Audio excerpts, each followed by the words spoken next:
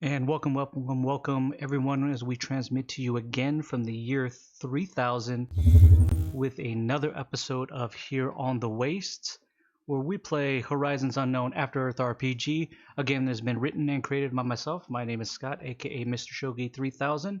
This game is a futuristic sci-fi fantasy game, in case you're new to this channel, that I've actually written and created.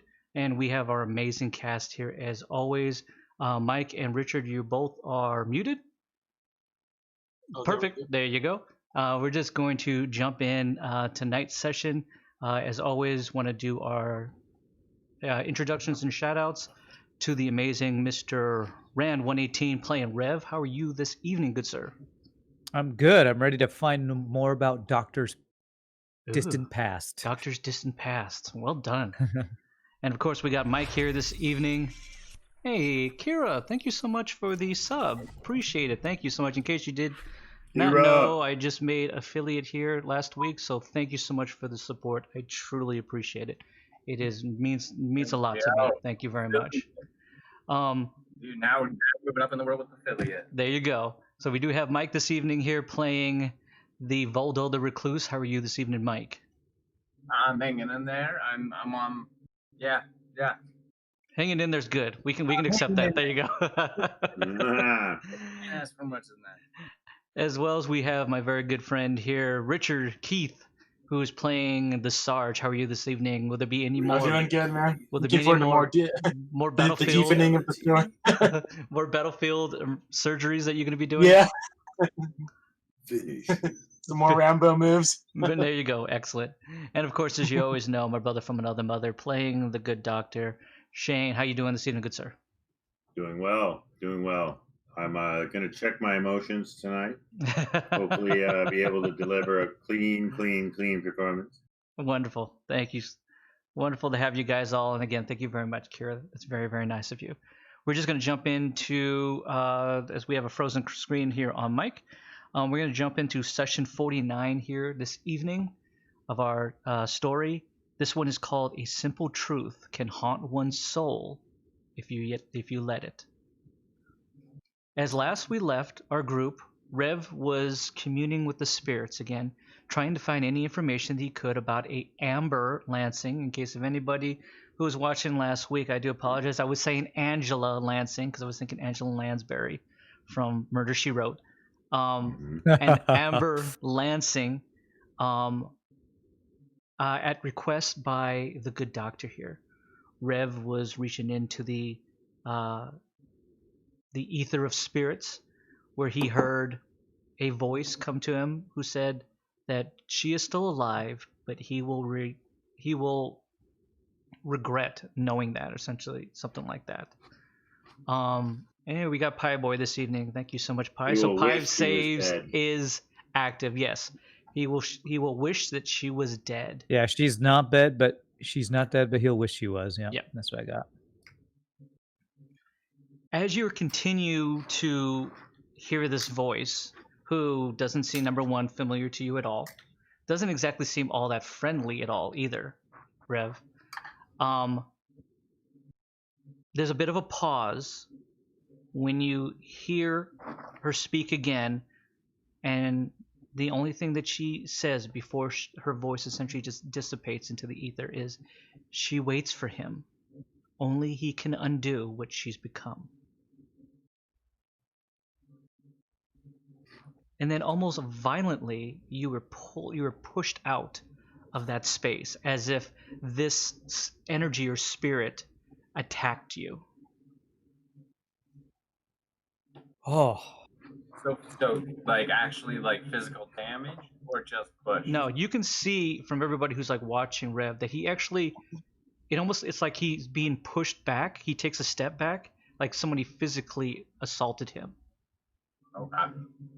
Rev's gonna look over to the dock, and he's gonna say, "Who was this Amber?"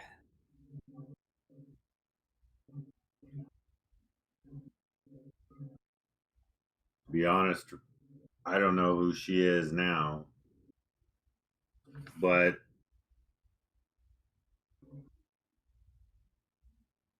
She was someone I loved very much. Rev kind of absorbs that, and he says, "This might be hard for you to hear, but I made contact with somebody. I don't know who they were, but they told me that Amber is not dead, but that you will wish she was. Because apparently they said something like, whatever has become of her, she's going to need your help to get out of it. She is not in a good place. That's all I know." Wow. Well, I've spent a lot of time wondering if she was alive, and thank you so much for doing that. I know it must have taken a toll on you, but if what I've learned to be true is true, then I don't know if there's anything I can do for her, to be honest. I've just spent a large part of my life really just grieving for her, and really at this point I'm just fighting any hope that I may have that I could see her as I knew her. Rev, he's been having a similar existential crisis because of the fact that anybody he tries to save, he invariably fails. Mm-hmm. What's that sound? What's happening? Sorry, I'm on call. I gotta Oh. have my phone on, but Oh, okay. I thought that was stream music or something. So Rev says to the doc, "I understand the feeling of not being able to save the ones you love. And sometimes hope is the hardest feeling to kindle."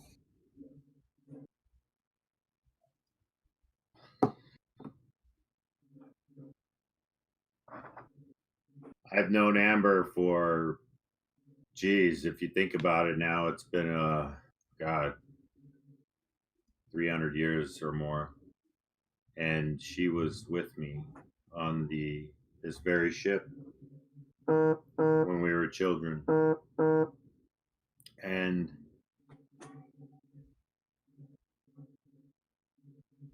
we somehow found love in all this madness, in this exodus from Earth, and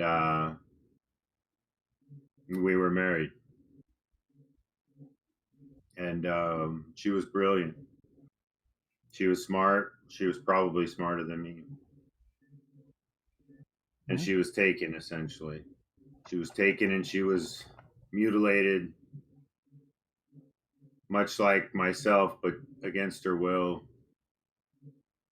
Whereas maybe initially it was against my will, but I ended up playing both sides, wanting to become cyborg and wanting to be human all at the same time. The human part always seems to win out, and that's why it's so hard to let her go. But as of right now, if she saw me, she'd probably just as soon kill me than even acknowledge me as someone she once cared about. Their grip on her now may not be reversible. Did that voice give you any details about what was it alluding to? Was it alluding to my ability to do this? They didn't give me anything specific. They just said you would be the one that would need to essentially free her, is what I understood. But I'll tell you this. If it's anything that like what happened to Sarai, you can count on me to help. Rev feels like a connection with the way that Doc has been describing Sure. Amber to what he experienced with Sarai and them taking her and doing things that he couldn't stop, basically. That makes sense. Well, I appreciate that, Rev, and I'm sorry you've had to go through that yourself. Did, Do you know who took her originally?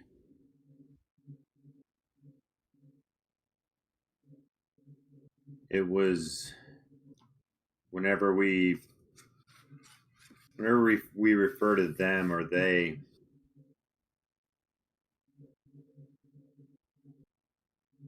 it was the power, it was the powerful, it was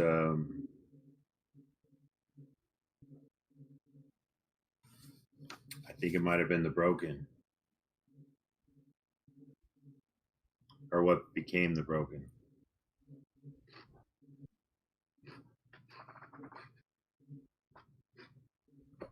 These might be the same people that took Sarai then.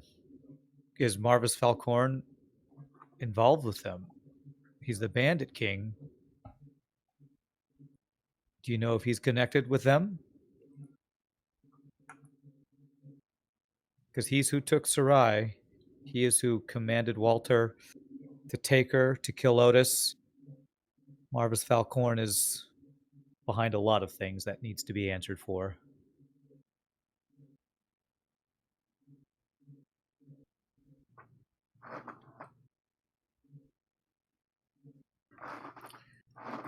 We spearheaded some of the early biotech and some of the creation, if you will, of kind of what you see before you now.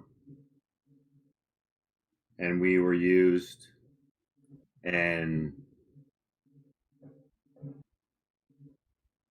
they had basically used us up and threw us aside. They took everything from me, including Amber, and they basically turned her into someone that would do their bidding and continue to elevate their abilities and elevate the monsters well beyond myself or any type of technology. They stole my ideas. They stole my original plans for what I thought was a good thing at first, and it just all went straight evil. And it became evil, and I think she is too. If he was the one piloting this ship, it could very well be him, but he was talking about, he was talking about people he was angry with and powerful people he was angry with as well. It's true. It almost sounds like he became what he hated. Sounds like he might be a ringleader now. Well, if it's the same Marvis Falcorn, he's in San Dormo. He's in charge of, or at least one of the three in charge of this triumvirate that we were fighting for so long. I don't know if he's the head of it. I don't know if he's a part of some, cabal that leads this group of the broken and all their allies, but I know that he is, if not the top, one of the top people in whatever we've been fighting all this time.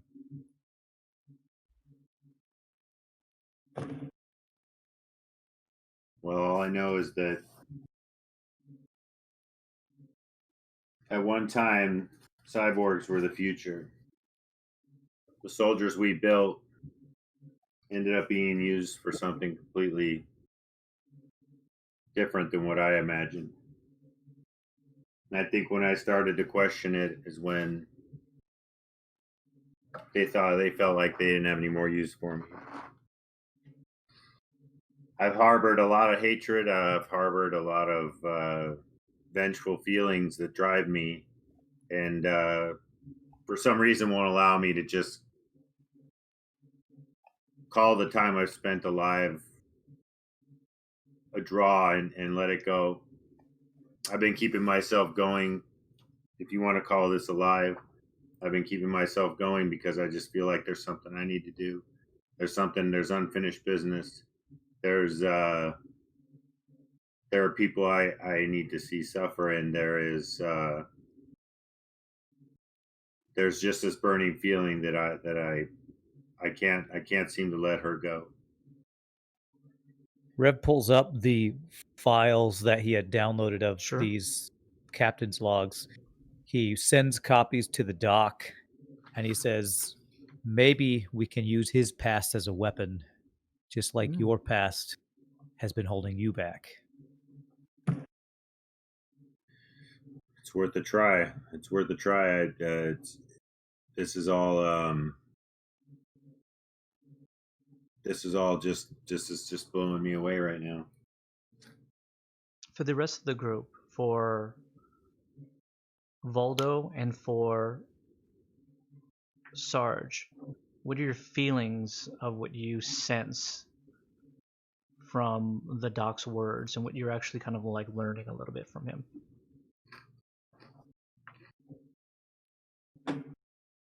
I'm still kind of just drawing it in. I haven't really heard anything about his history. Sure. Just because I'm I'm the type of person who doesn't talk about my history. So That makes I'm just sense. kind of soaking it all in, realizing how old he is, how long he's been here, how he got here, all the, I'm just soaking it up. Okay. You do notice that every time that he speaks about Amber, Danny kind of squeezes your hand a little bit more, just because you get a sense that she understands the connection to somebody that he cares for, to very much somebody that she now cares for in you, that she gets the sense that there's a heartbrokenness that is coming from him, that Gotcha. she kind of like wants to, if anything, you kind of see her kind of put her hand on his shoulder to at least comfort him and to know that whatever he's going through, that he's not alone going through it all. Okay. Yeah. And then I get super jealous and murder him. Yeah. Sarge, do you feel anything in regards to the words? Because you know very much the connection to Marvis Falcorn. Now you're understanding a little bit more of the connection between the dock and obviously the ship and Marvis. Things are starting to, in some weird way, feel like it's fate, how everyone is pieced together. Rev to Sarai and to Walter, who are directly connected to Marvis Falcorn. To even Voldo, who's very much been an assassin, who's been had obviously experiments done on him. Easily, even though he's never said it, could easily be possibly connected to Marvis Falcorn, even though it's not truly known if that's the case. But you know that what has been going on the wastes, and how Danny gets affected by this, who's now part of this group, how Jaina has been affected about this, who was the sister of Otis Dirtbanger. How does the Sarge feel as St. John? You know how St. John feels, because St. John's parents were killed in a raid against Marvis Falcorn in a battle, and he very much sees you as like a surrogate father. He's lost much. So have you, in regards to friends. Does it stir up anything into you? Well, with this, now that I get a sense of this, backstory, it kind of hits me because I knew him, as this rebel and this renegade, in the military. Sure. And, I let him go. Or I was the one that dismissed him. But, yeah, this kind of hits me because now I know that there's this, there was, this iceberg under the surface. Sure. And then, and it's connected to everyone in the group. Right. Now, as far as we know, so. Very Yeah, much so. he feels yeah, the Sarge is like overwhelmed by a lot of it.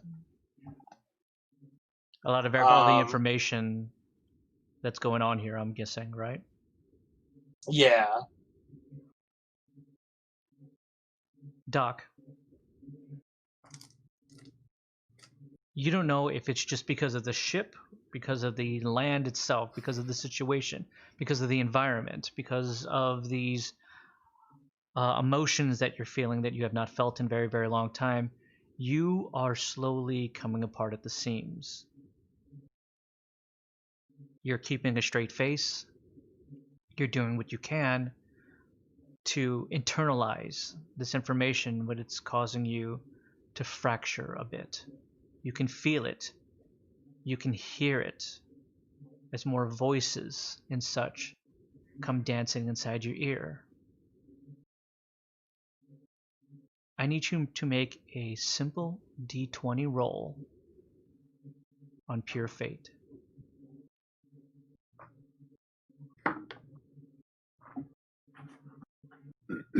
Six.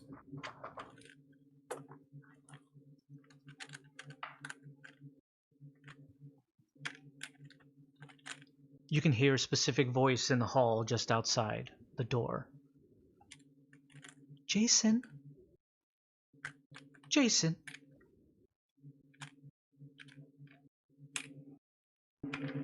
Come see your dear old mom.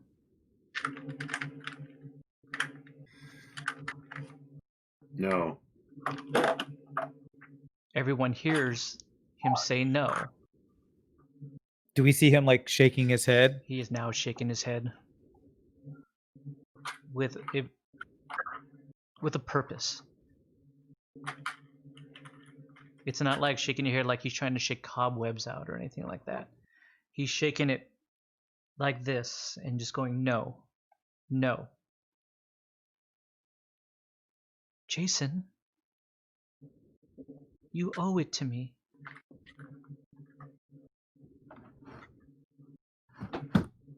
Amber's here with me. You start to hear children laughing and giggling and playing just outside the room.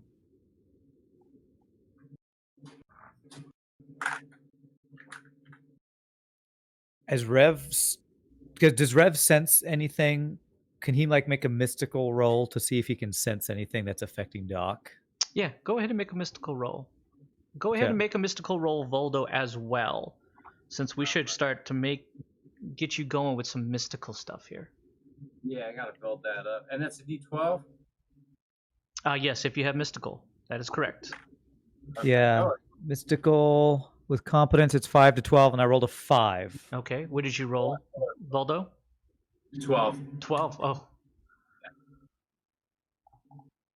I don't know if that's good or bad in this scenario. that's extremely good.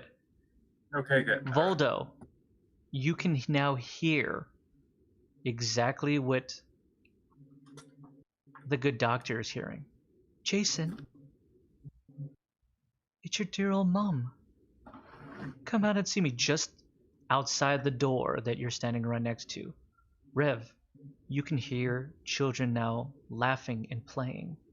You don't specifically hear the voices beckoning for Jason, but you can hear the children. You can hear the sounds of a bouncing ball.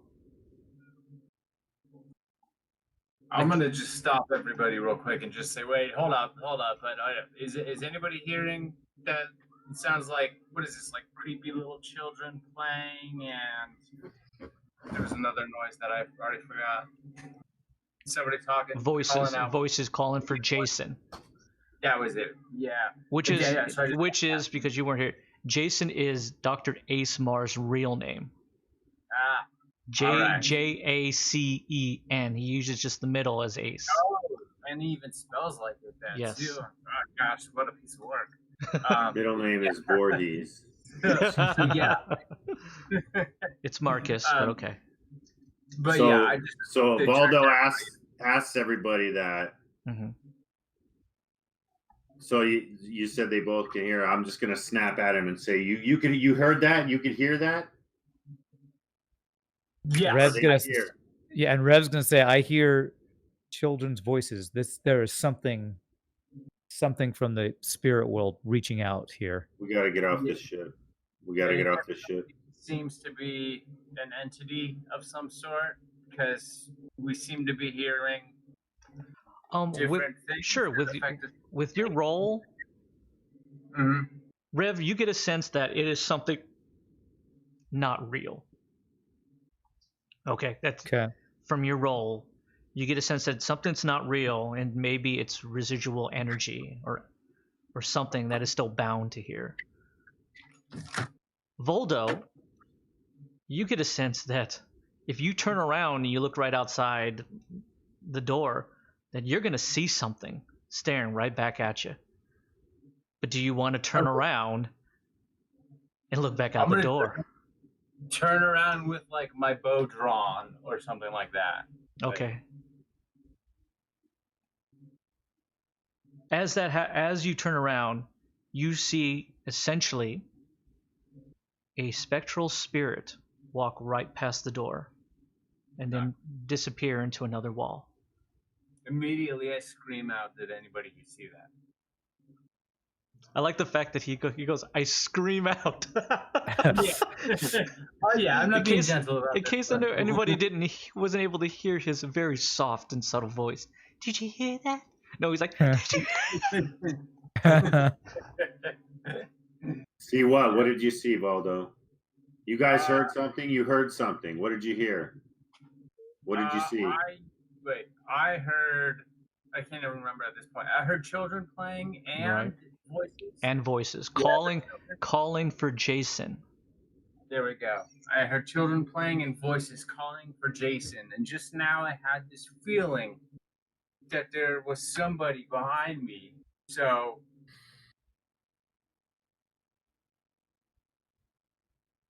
He froze.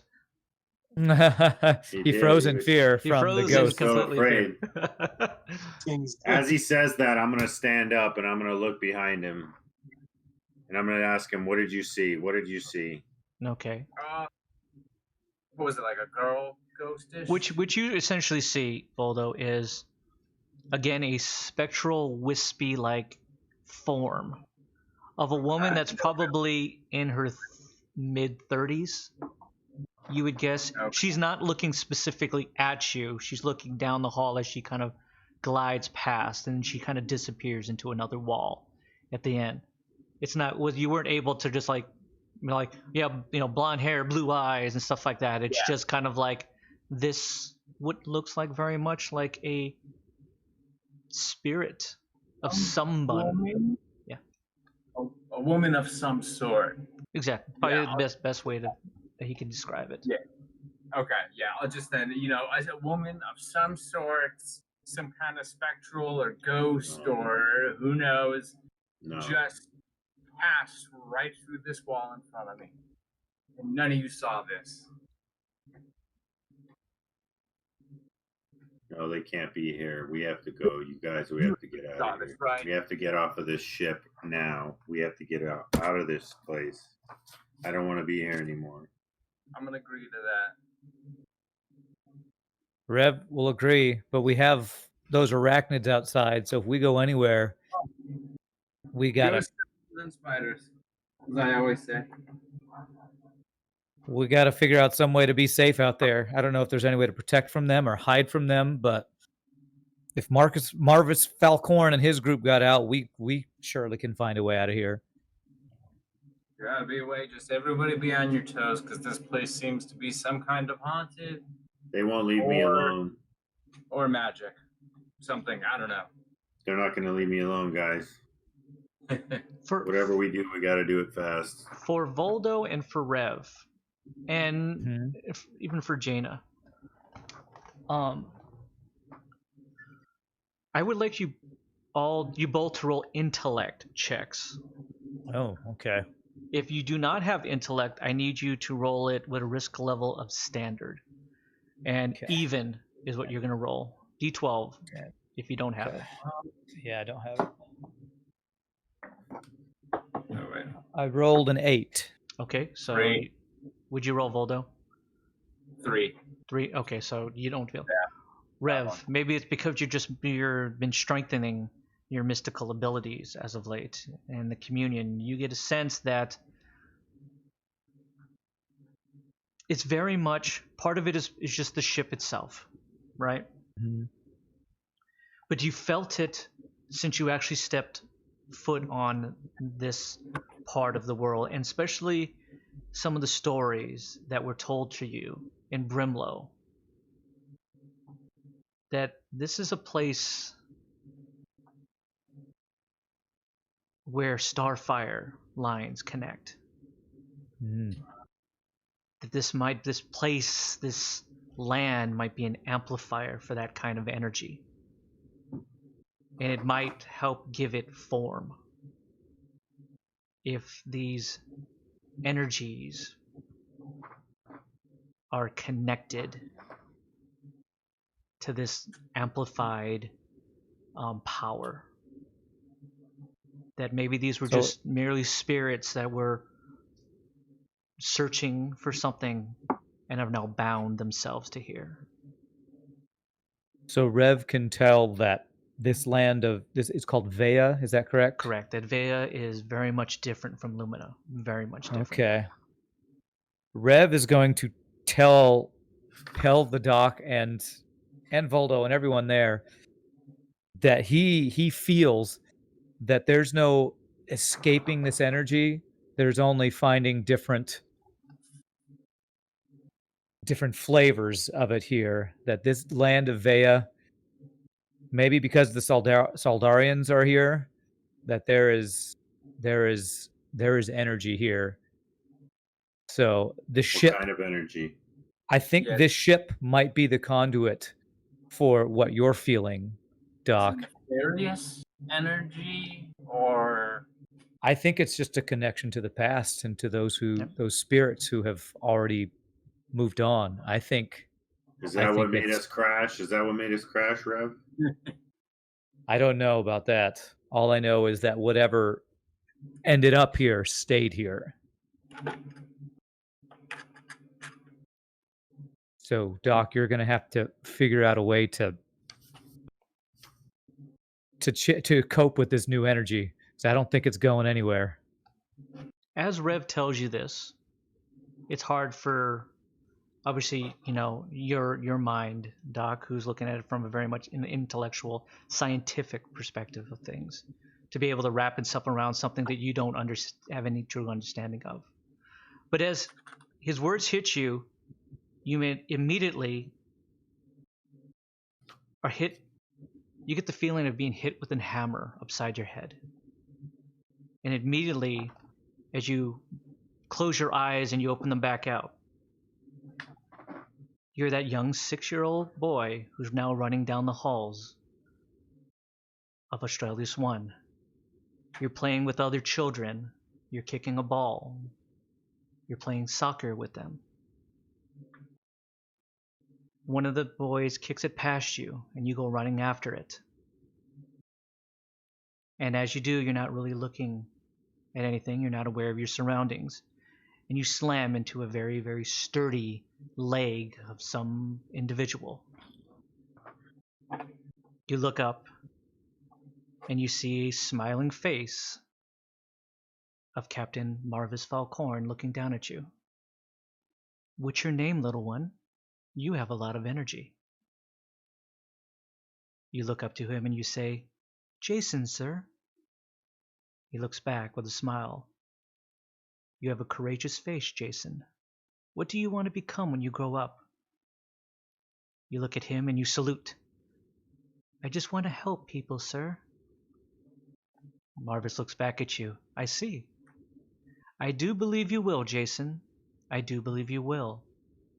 Indeed, if we do meet again, I would like to hear your story.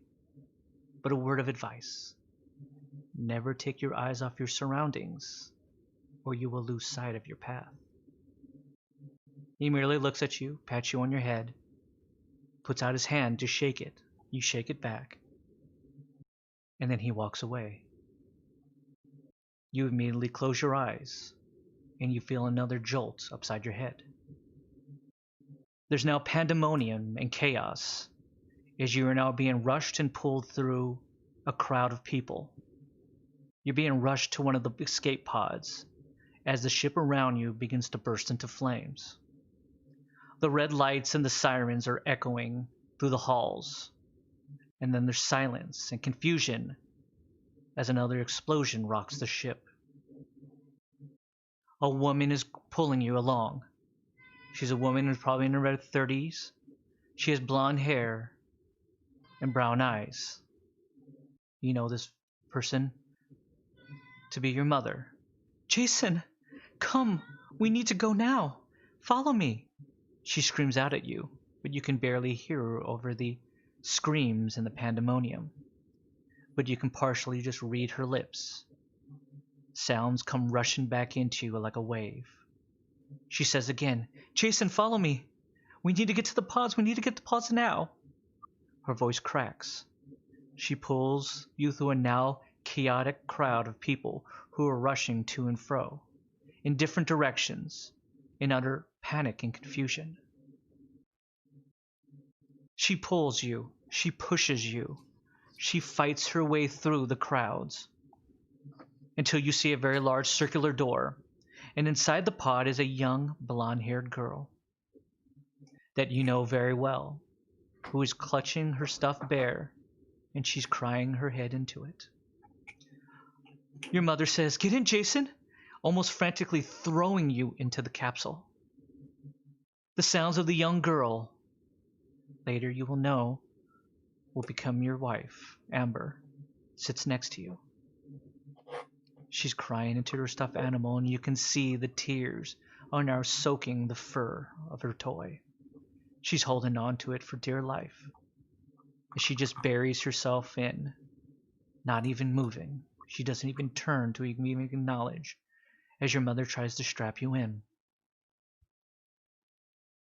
As she does so, you can start to hear the mixed sounds of more explosions and flexing metal around you. As your mother straps you in, lastly, and she tries to enter herself, you can only remember this: a large flash and then silence.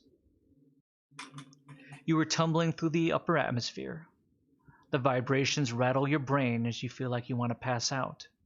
You can see the flames gathering all around the capsule in bright whites, oranges, and reds that are just illuminating the windows outside. The face of your mother flashes back into your mind as the explosion of the Australis One just behind her, and then the harsh vacuum of space pulling bodies out into the frozen empty tomb. She's holding on to you, but she can't get back in. You can hear her almost screaming. You can see that there's a panicked look on her face as she merely hits the door closed and lets go, and she is ripped out into the vacuum of space.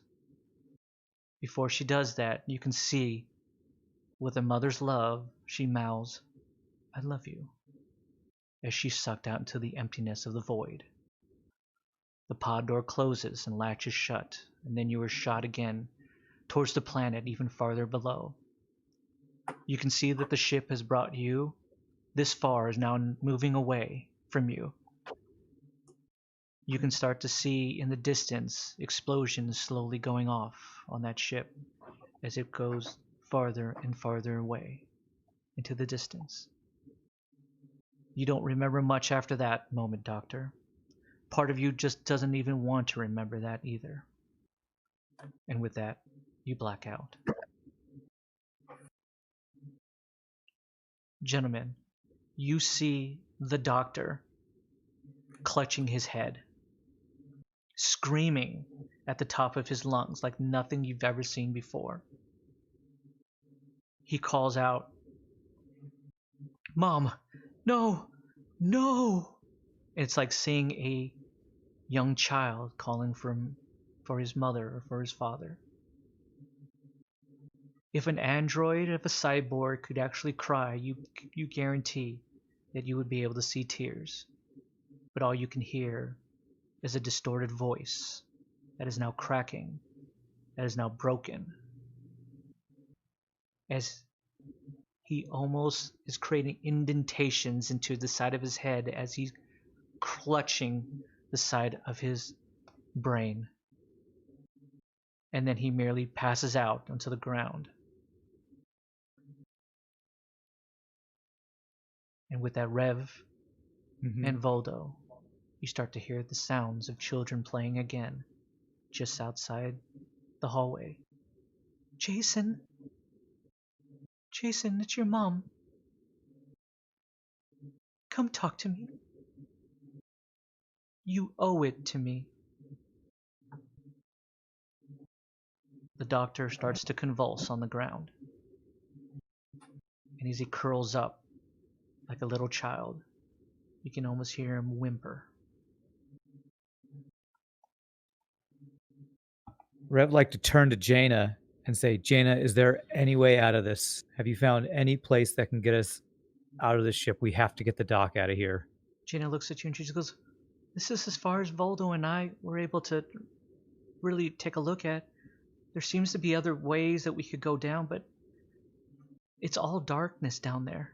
I'm not sure where anything will ever lead to.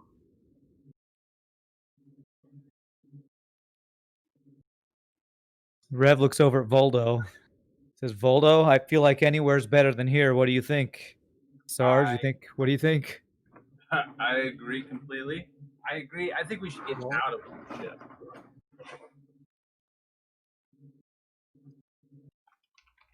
You know, the Sarge like knows that like the mystical stuff is definitely outside of his training of what he knows. So yeah, he suggests like we're probably better off facing the bugs for now, but yeah, we're gonna have to find a way out. Well, Rev says, I can carry Doc if maybe Voldo and Jaina can lead us away out. I'll carry him. I might be able to create a field that can help propel some of this energy that seems to be attacking the dock, but I think we got to get out of here now. I can take the lead on this one then.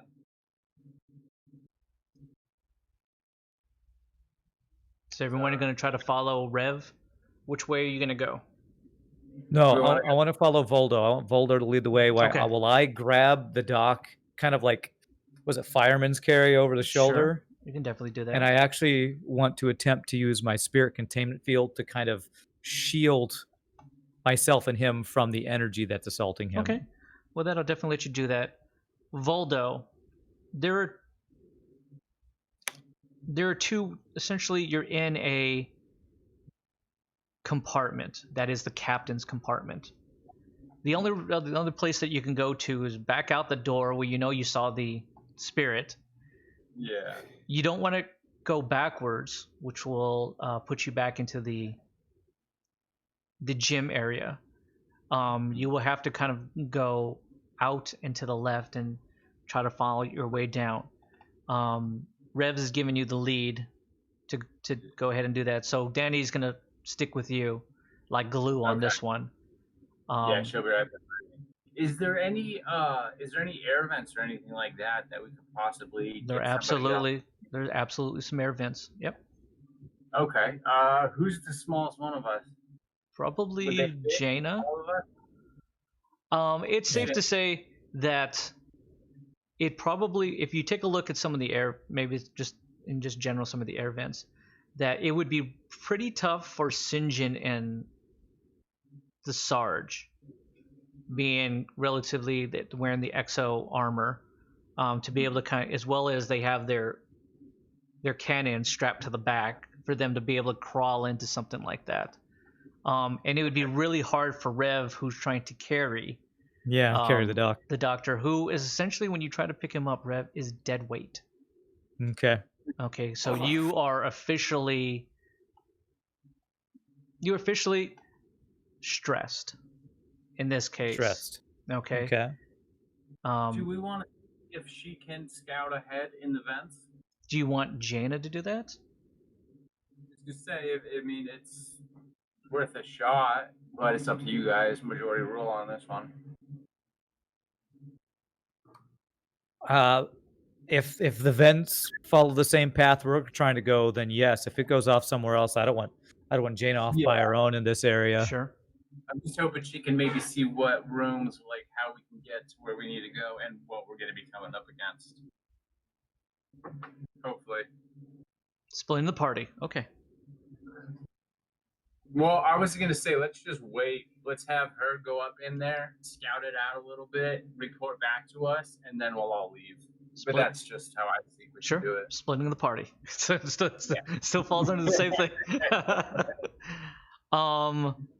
Okay, so there is a vent in the captain's quarters. If you would like to, someone give that man a hug. Yeah. If you like to try to give her a boost to go up there and see if she can go in there. She looks at Rev and she just goes, "It'll be okay. I'll be fine." Rev says, "Keep your video feed on and send it to your sidekick. I want to see everything you see." She walks up to the Sarge and she hands her sniper rifle and she goes, "I don't think I'm going to be able to use it in small compartments like this." Yeah, I'll guard it with my life. She goes, Has "Okay." anybody got a little gun? Anybody got a little something we can give her? Hmm. Yeah, I don't have any knives or anything. Rev wants to give her his plasma cutter in case she's got to cut her way through some other vent or Sure. something. Okay. And I'm gonna give her two glow torches for now, just in case she needs to snap and look around. Okay. She's gonna come back when she gets back. She has she has the plasma cutter and the glow torches. She asks for at least Rev's machete. Okay. Rev immediately hands it over. Okay. So at least she has something in case of close quarters combat. I would. How do you want to rip off the grating? Are you just ripping this thing off, or do you want to cut this away? What are you guys doing? You trying to make a lot of noise? You trying to not make a lot of noise? What are we doing? The plasma cutter I just gave to her, she can just use that to kind of cut through the bolts that are holding it on. Okay. That shouldn't make much sense, right? And Rev can kind of help her should be learn fine. how to use the thing if she's never used it before. Okay. Without any problems with both of you guys together, you cut a hole that's big enough for her to get in there. She makes her way down probably Downtown. 20, 30 feet. And she pretty much relays back to you that the duct seems to run parallel to the outside hallway. There seems to be some offshoots that go into other places, but she, based on what she can see, that the hallway now at least seems clear for the first 30 feet, and there seems to be a kitchen that you might be able to move into Perfect. if you want to reposition. And if you're going to do that, she tells you you probably should do it now. I think we should. I'd say to Voldo, lead the way. I think we need to get out of this particular area now. I do a sneaky, but like stealthily, but very quickly. Just do that line, and we just. Okay. Do you have sneak? I don't. Okay, so if you like to sneak, then I am just going to make it an easy risk level standard. Just give me 50-50 odd. Right. 4. So Voldo, the whole time, Voldo turns around and kind of tells you, "I'm going to do this like so sneaky," and he like walks out there and he just bolts and he starts to run down to the end, and he's just like, "It's okay, guys, come on down." The door. Like, Super sneaky. he has definitely a case of concrete feet, as he's like thump thump thump thump thump thump thump thump. Rev turns to Danny and goes, "Does he always make that much noise when he walks around?" She looks at you and she goes, "Only during lovemaking," and then she runs. Rev's like, "I did not need to know that." TMI. God, TMI. All right, Rev's gonna be carrying Doc and try to follow down that where Voldo went. Okay. St. John and Sarge, are you gonna bring up the back? Yeah. Okay, because Rev can't run at all, holding the Yeah. dead weight Doc. I'm gonna be slow. Okay, Um, go I ahead. could also suggest like I could also carry I could like take a turn carrying the Doc if Rev wants to try to like sneak up there to back up Voldo. Rev But, says, "Thank you for the offer, but I'm trying to keep this field that's protecting the Oh, Doc from more energy invading him, Okay. and I need to be close to him to make this work." Okay, so for Rev, as you're going, it's kind of like, kung, kung, kung, and it doesn't help that you're getting the same sounds from Sinjin and the Sarge behind you. There's no point in me anyway. Probably like 20 feet away, jutting just outside a door, is Danny and Voldo just going, "Come on, come on." As that happens, you probably get almost like 10 feet away when the Doc comes to. Doc, you were snapped out of whatever mind lock that you had been in. And as that's the case, you can hear a whisper inside your ear. And it's the sound of a very 6-year-old Amber who just goes, "I expected more of you.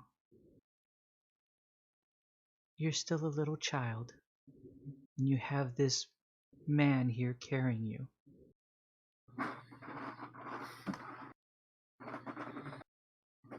What?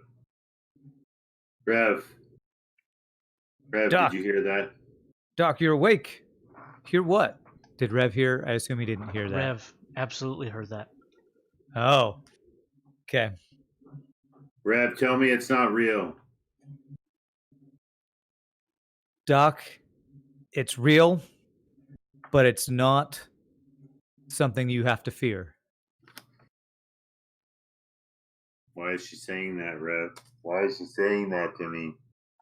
Because she What's knows going on? exactly what you fear, and you have to fight through that.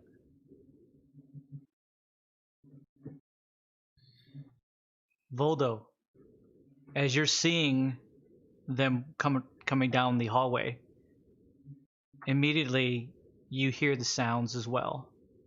And emerging from just behind Rev and the Doc is that spirit. But now this is a very, very small spirit of a very young girl holding a teddy bear, emerging and manifesting from the hall into the hallway. I'm gonna look to Danny immediately and be like, "You see that?" And she merely looks at you and she just goes, "Yeah." And then I'm gonna turn to everybody and just be like, "Hey, so there's," just kind of give them a little heads up as I say hi. You said it's a little girl. It's a little girl, yeah. Okay, I'm gonna like address her properly. Hi, how are you? Are your parents somewhere? Me and Danny are gonna go and so like keep our distance, but try to Okay. suss out the situation. Rev, it immediately freaks you out that Voldo is talking weird talk, and you have no idea why he's doing that, and you think to yourself, "Is he talking that way to me?" Well, Rev's gonna be like, "Voldo, come on, quit playing around," as he tries to keep moving And then I'm towards. just gonna keep walking kitchen. right past him. Okay. Voldo walks towards you and then essentially is parallel to you and stops, and he's looking past you and beyond. Sinjin and the Sarge see nothing, and they have no idea why Voldo is talking the way he is, and why all of a sudden the Doc is now conscious, and why Rev is saying the things that he is to the Doc. You are utterly confused at the situation, but you feel a cold chill run down your back, Sarge. Sarge says, "I think it's an understatement, but I think this place is haunted." Raise a hands. How many of us can see this In little an girl with echoey, in a far away echoey sense, that's about 8 feet up, and probably like another 10 feet down, from a grate, you could hear Jaina just goes, "Understatement of the year." Is Rev still carrying me, or at this point is he trying to see Yeah. if I can walk? You didn't say anything. You just merely have woken What are up you and he's doing? talking to you, and you're dead weight. I know you're coming too, but I'm still carrying you because I don't know what you're gonna do if I put you down. Basically, I imagine Rev, the moment he hears he's alive, he just drops him. He just goes, "Whoop." I'm gonna Now ask he's just for kind of like Rick. he's still holding you. I don't know if there's anything you want to do. You haven't looked around, Doc, but you can hear this voice of a very young Amber, and the memories start flooding in like a hurricane. Now, are we close to Boldo and Danny? I forgot. At this point, Voldo is right next to you because he's right next to Rev, and Rev has you. yeah, he's going to talk to the spirit. He's talking ghost to the girl. little child. He's talking to the little girl. Yeah. Interesting enough, though, Voldo, as you do start to talk to her and have this conversation, she's not really looking at you, but you also get the sense that Danny didn't go with you either. Yeah. She stayed in that doorway. Yeah.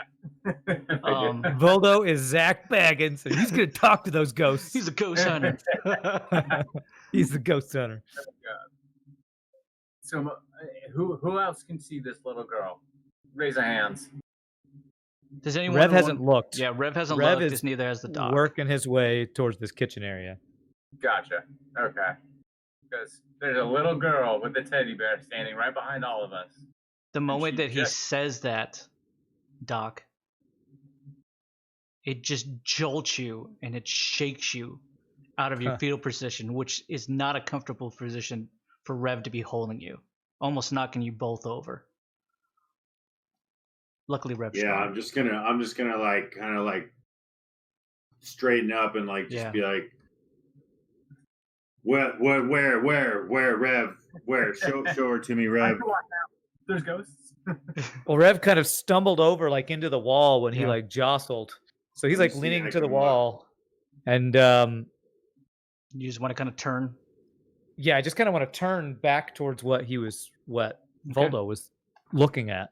And what you see before you is a very, very young girl No. who very much looks like Amber Lansing. The last time you remember seeing her that age. For the doc.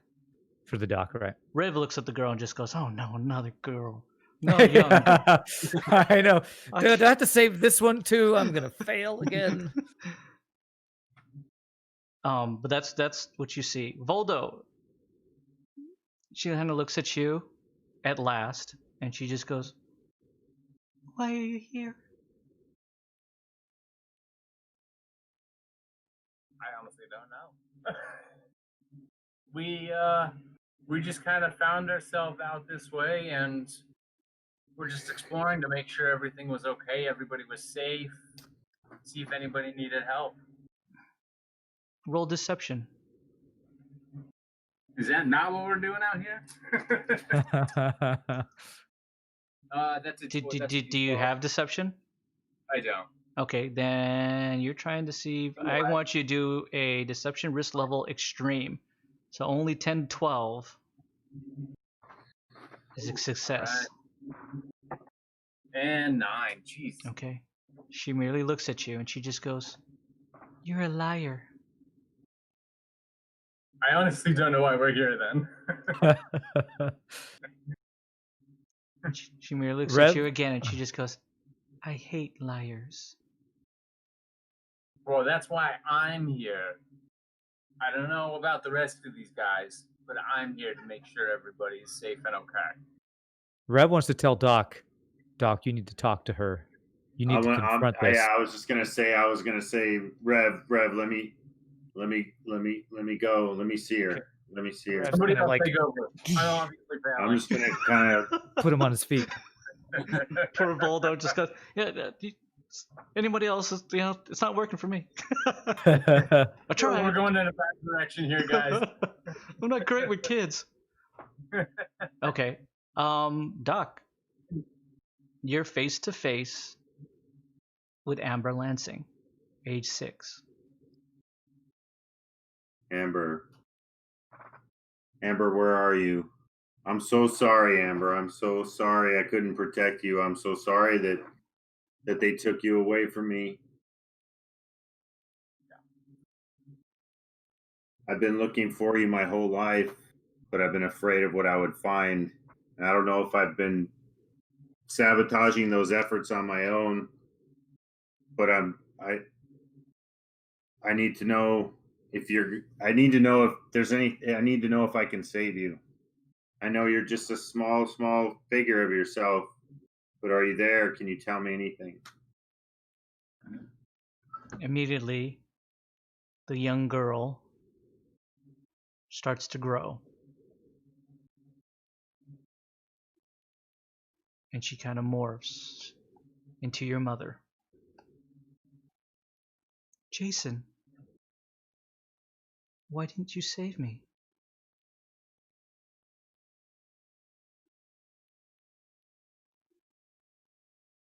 Don't do this, Mom. Don't do this to me. What have you become? Bring Amber back. Where's Amber? You know where Amber is. You left her.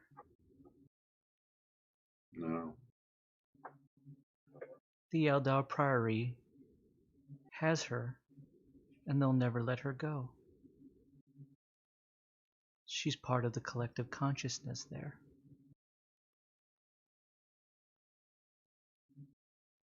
But you knew that always. Why did you let Amber die? Because that's essentially what you did to her. I didn't let her die, no. And Why would you say that? What has become Why of would you say that? What is this? You don't even look like my Jason anymore. You're a machine. I didn't raise you to become a machine. Why are you saying this? You're not my mother. My mother would never ever say this to me. Rev, why is she saying this to me? And why do you hang out with liars? And she points to Voldo.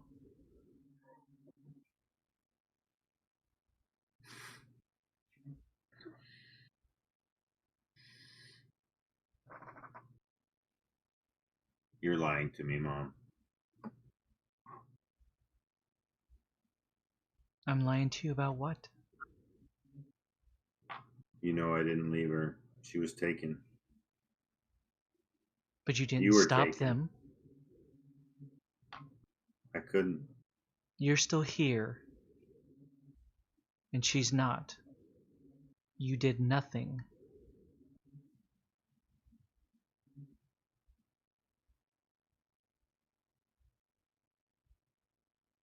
I couldn't do anything. You know that. You should know that. If you know everything, you would know I couldn't do anything. It's not my fault. It's not my fault. Rev, you guys, it's not my fault. I didn't do it. Make her stop. Make her go away. We got to get out of here. Rev grabs his shoulder, says, Doc, you gotta be strong.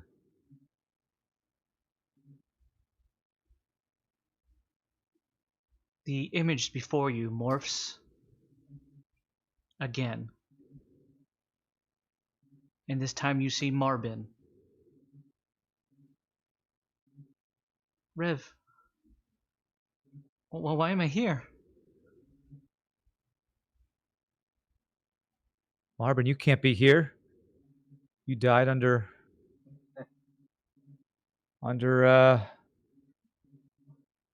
warband. You can't be here.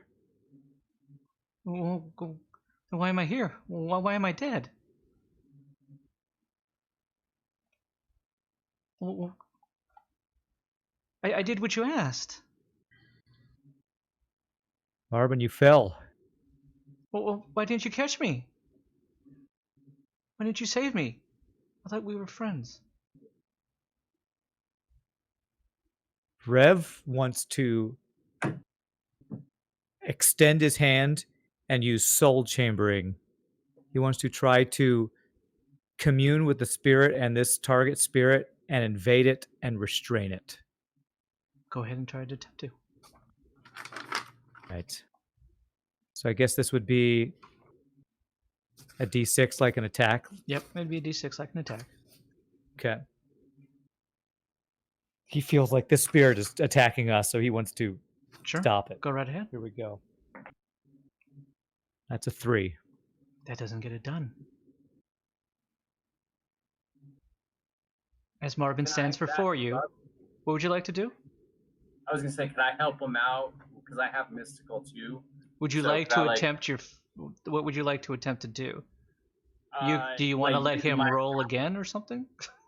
Well, I was gonna see if I could use my power of You- mystical to kind of like either team up with him. You don't have or, the like, ability to do that. help him just because the ability he has is very much that of a cyber jackal, and that's Okay. not a profession that you are accustomed to at all. Okay. Obviously, So, you're like, my time little- and space, but I think you do have the ability to make him re-roll something, right? Yeah, I do. I was just seeing if I can add on. But yeah, if that's the case, then yeah, let me just go ahead and do the convincing behavior. Okay, just make sure that you deduct it because that's I do. Yeah. okay. So he's allowing Okay. you to roll again. Turn. All right. I lose focus because Marvin was my friend. Sure. And I As say, much as you have made friends in this world. with anybody, Sure. we connected on our, RevJet work. Well, here's the thing. Or if you'd like, I will allow you to use your pie save because pie is in the chat, Okay. and you Well- can keep his convincing behavior. What would you like to do? Okay. Yeah. Let's go for a pie save first to see if Pie Boy can get it done. Okay, pie. All I need you to do is roll a d6, please. So you're gonna keep that action and that exhaust. I got a oh god pie save. That can't be good. If you rolled a 1,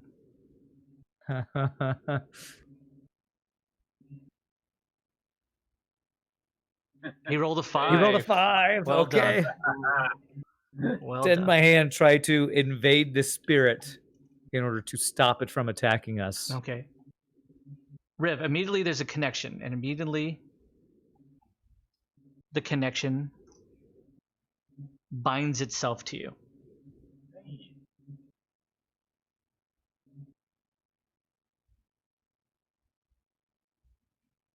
Can I tell what the real identity of this spirit is? What is it that you'd like to ask him? He or she? What is your name? Who are you? That's who I want to know. That's what I want to know. You hear the Who voice are you really? of somebody that sounds very much like a male, and just goes, I've long forgotten my name.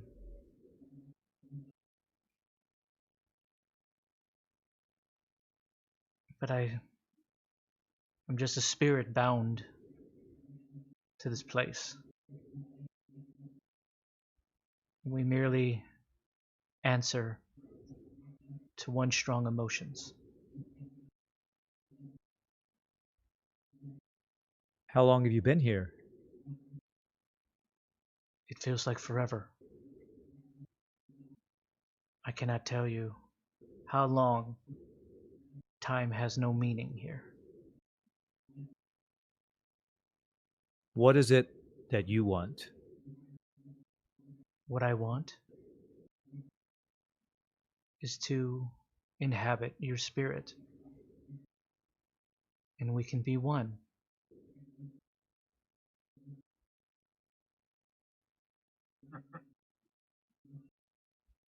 Rev says, I already have a spirit.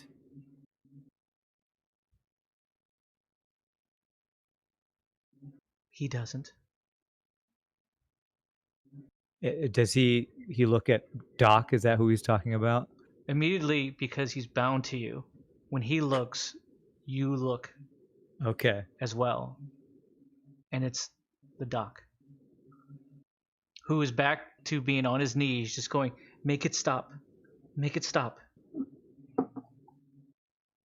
Oh, goodness. He's just about giving up. Give us him, and the rest will let you go.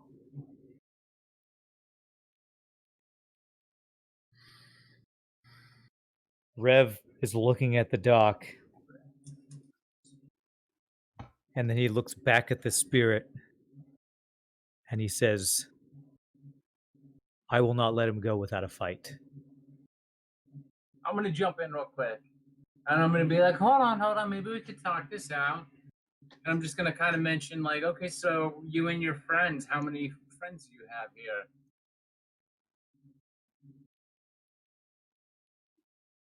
He doesn't pay any attention to Voldo. He's bound to Rev. But he does turn, and Rev, you turn exactly with him, as if he's almost controlling you a bit. Mm-hmm. And he just looks at you and he just goes, if you don't want to give us him, we'll have no problems taking him. Ooh. Rev Not me, but has never had to deal with an invasive spirit like this before. Poor Voldo. Oh my gosh. He's just like, wait a minute. This went completely wrong twice. I couldn't speak to a kid. so I tried to get Danny to do it.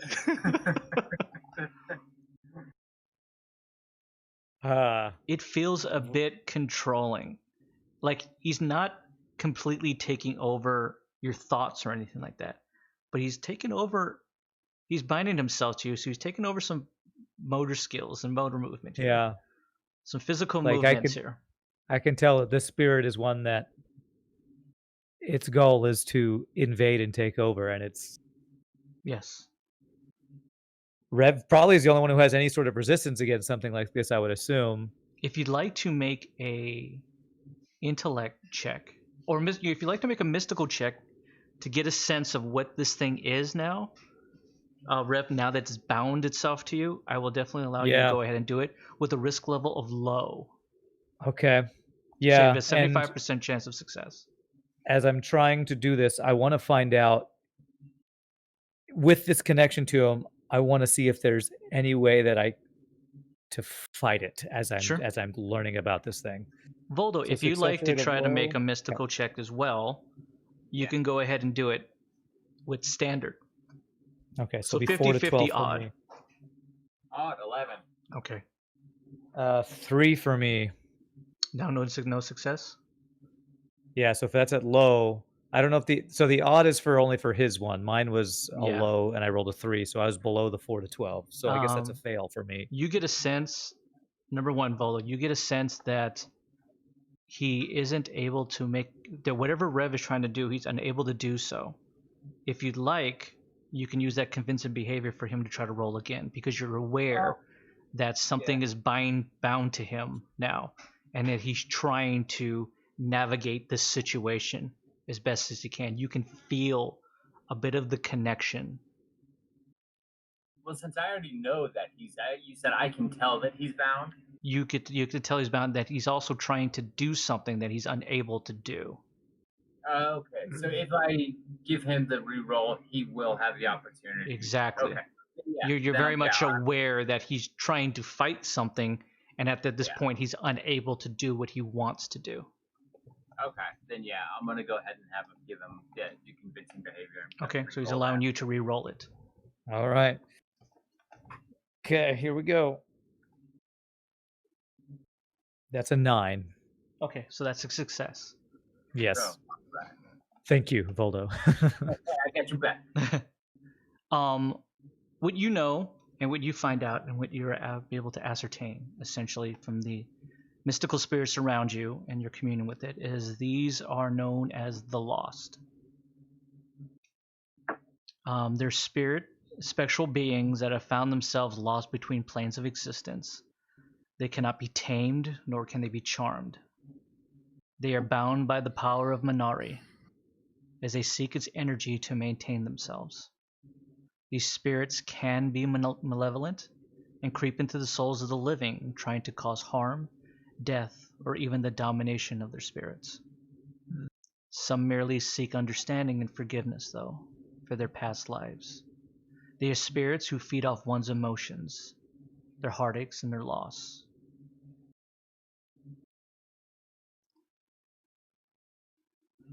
But I don't know any way to disconnect them from people. Is that correct? The only way that you can truly, if you are dominated, is you need to learn their true names.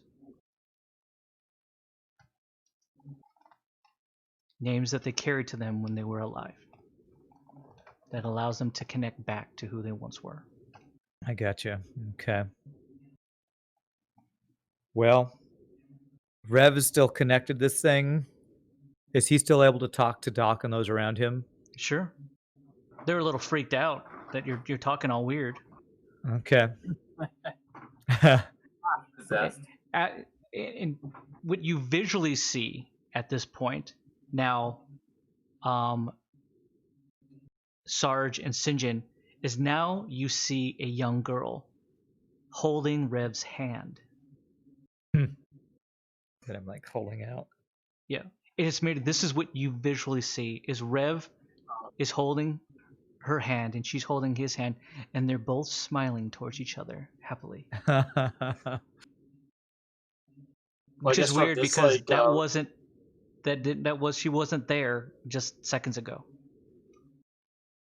So I'm just like now I'm just like shocked because like I had a suspicion there was something supernatural going on, and Yeah. now it's like confirmed Yes. with it. Yeah, so well, I see them smiling, so like I'm assuming, like at least from what I'm reading, like this looks like it could be a benevolent spirit, but However you like like to. I don't want to break Rev's concentration Sure. from like what he's having, but like now, yeah, if I were to talk to him, would that kind of mess up the You don't know. the concentration or the hold he has on the spirit? Yeah, you don't know. Voldo, Voldo, you're connected. You get a sense that this spirit is bound itself to Rev. Yeah, and she's not happy. And she's not dishappy. Yeah. But Okay, you get the sense that she's posing decisions to Rev that are decisions Rev is in no position to make, nor does he want to make. That they're compromising things, and Rev is doing his best to fight whatever this is. But you can get a sense when you visually see it, Rev's holding this girl up off the ground, and she's got her hands around his neck. That's how you see it. Wow. Okay. Rev does not look happy, and she has a big grin on her face. I'm gonna relay that information to everybody. Since can everybody see her? Or They all, Doc, you see in front of Rev is Amber, who's merely just standing there, holding her teddy bear, and Rev is on one knee, just merely talking to her. That's how you see the situation. But every time that she utters some kind of words to Rev, she's always turning her gaze towards you. And every time that she eyes lock with yours, it's like icicles being pierced into your heart every time. Rev, what is she saying? What is she telling you? What's going on? Can Rev hear that? Yes, Rev has the ability to hear that. Okay. Voldo hears it As as Re- well. Everybody around. Okay. Rev is going to, after this connection and kind of starting to understand the spirit and what it wants, he says, this is one of the lost. It is a soul that is stuck here that needs to take somebody else's place of their spirit. And this spirit wants you, Doc, or Voldo. And I'm trying to fight it. But this is not more something like- I've fought before. Definitely looks like it wants you and not me. So, how do we? Can we do anything to fight this off? Can we do anything to help you fight this chick from taking over? Doc, where are the lost from? Are they telling you anything? Are you talking to How do we- yourself? Yeah. Are you You talking mean to Rev, Doc? Rev, Where are you, Doc? where He where are snapped they out from? Yeah. Are they? Where did they come from, Rev? Did they? Do they? How do they? How do we get their? How do we release their grip off of us, Rev? How do Doc, we I get don't them out know. of this place. I don't know where they're from. I know they've been here for a long time. Basically, we need to know what this spirit's name is if we're going to fight it, because it's going to take whatever form, whatever emotion that will most affect us. So unless we find its true name, I don't think there's any way that we can fight this off. How many are there? It's only the one that I am connected with. Why are they using Amber? Why won't they stop? Why won't she go away? Because you can't control your emotions, Doc. That's what they're feeding off of. Rev, try and get some. Ask them where they're from, Rev. Ask them if they're here. Ask them if they died on this ship. Rev's going to try to connect again and see if he can find out anything about this spirit. They didn't tell me who they were. He's going to try to ask, are you connected with this ship?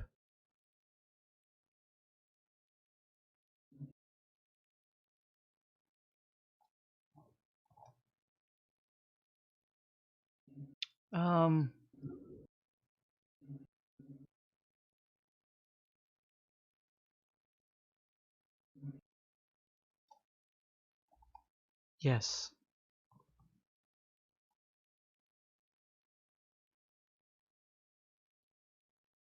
Rev's going to say, Doc, what was your mother's name?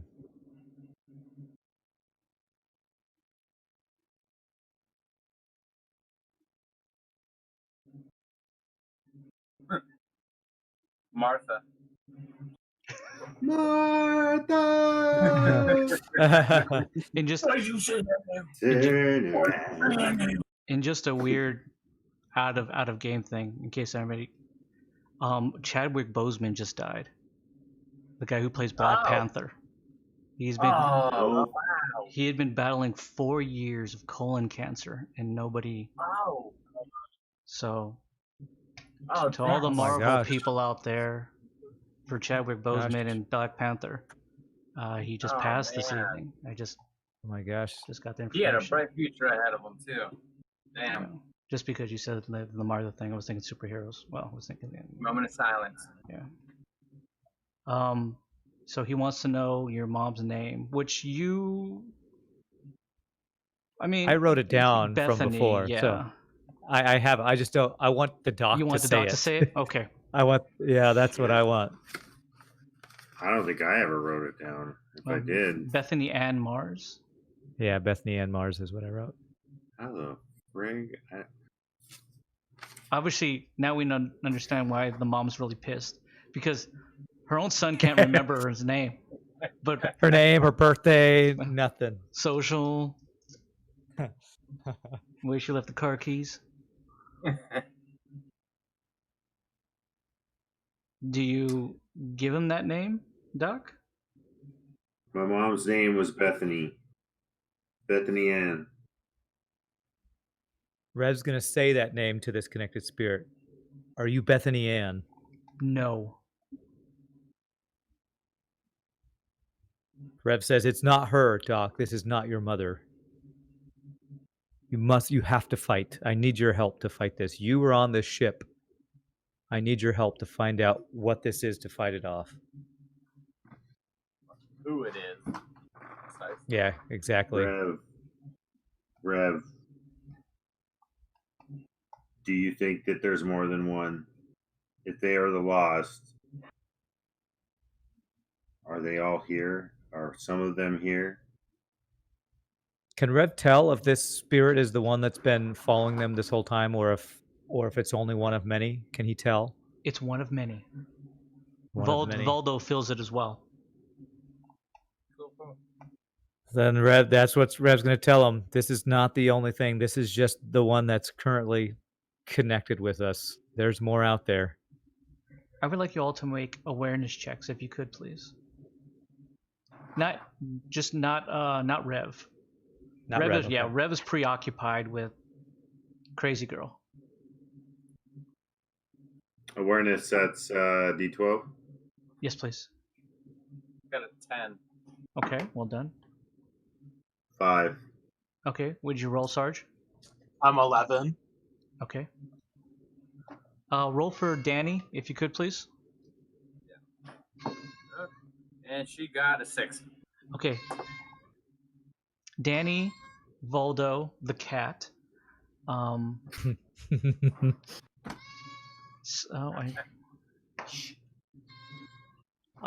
Sarge.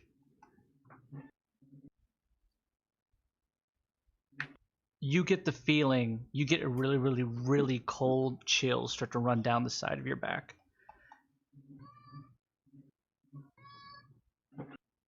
As that happens, you turn to see coming out of the walls and manifesting themselves are other versions of young children.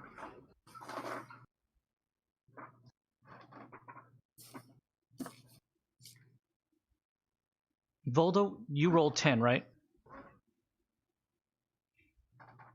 Voldo's in. You rolled a 10, Voldo, is that correct? Yeah. Okay. You sense all of them emerging in different places around you in a very surrounding of you. Like they're surrounding us. Like, right. That they're emerging from these walls and coming in. You don't get a sense of if they're aggressive or anything like that. It's just that they are emerging. Okay. As they're doing it, I'm gonna start kind of mentioning, "Hey, we got 2, 3, 4, It's 5 about more." You get about you get the idea that there's 4 more that are coming up. 2 behind the Sarge and Sinjin, and then 2 that are actually behind you. Then yeah, I'm just gonna relay that information to everybody, make sure everybody knows it. The moment that they emerge, Rev, you visually can start to see them now. Interesting enough, you didn't notice them. You didn't really feel it because you're bound to this one spirit, and the spirit is strong. Yeah. But as you do see it, and Doc, you see them too. And immediately as they all come out, half turn into Bethany, the other half turn into Amber. And they all say in one accord, "You should have never come, but we can hear your pain." I would like all of you to roll your reactions. Let's rock. You guys are in a battle. We're in combat. Okay. Yeah. All right. Reaction. So that's a D20 minus our reaction, correct? That is correct. Ooh. 3 for Rev. 15 for Voldo, and let me do Danny. Be right back. Okay. 12. Doc, 12. And 20, not 20 for Danny. That's bad. Sarge, Sarge, what do you got? I got a 1 minus 2, so a negative. That's good. You go first. Oh, it's good. Oh, okay. Yeah, I think me and Danny are last because I got an 18 and she got 18 minus 3. 15. Danny got a You know, 15. I don't have Danny's reaction modifier. Okay. Then if she doesn't have it, that means she doesn't have one. So yours is 15, Voldo, is that what you're saying? Yeah. And Danny's was a nat 20. Yep. The worst possible reaction. The one time I get it. Yeah. And 16 for Jaina. I need you to roll for Sinjin. What does Sinjin roll? You have Sinjin. Richard, I need you to roll. Oh yeah. He's your guy. Okay, and he has. Okay, so 7. I'm assuming his reaction is the same. So he got a 5. Ooh, Sinjin 5.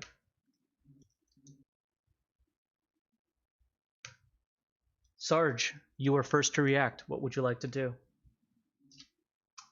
Okay. Huh, I'm not your guy, buddy. I'm not your buddy, guy. Not your friend, Kyle.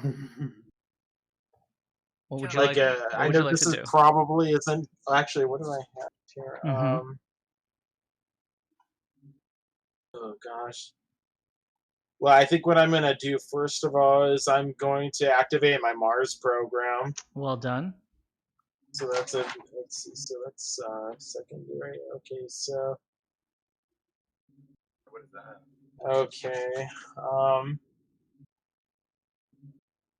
All his I'm attacks also carry going fire to now. confirm Burn. to them that I'm seeing these ghosts too, Mhm. that I'm seeing them as children around us. Okay. We're all seeing them as children, right? Half of them are children. There's essentially 5 in total. 2 Okay. that just emerged are children. Those are the 2 that are behind you, Voldo. So it's where essentially where you and Danny would be.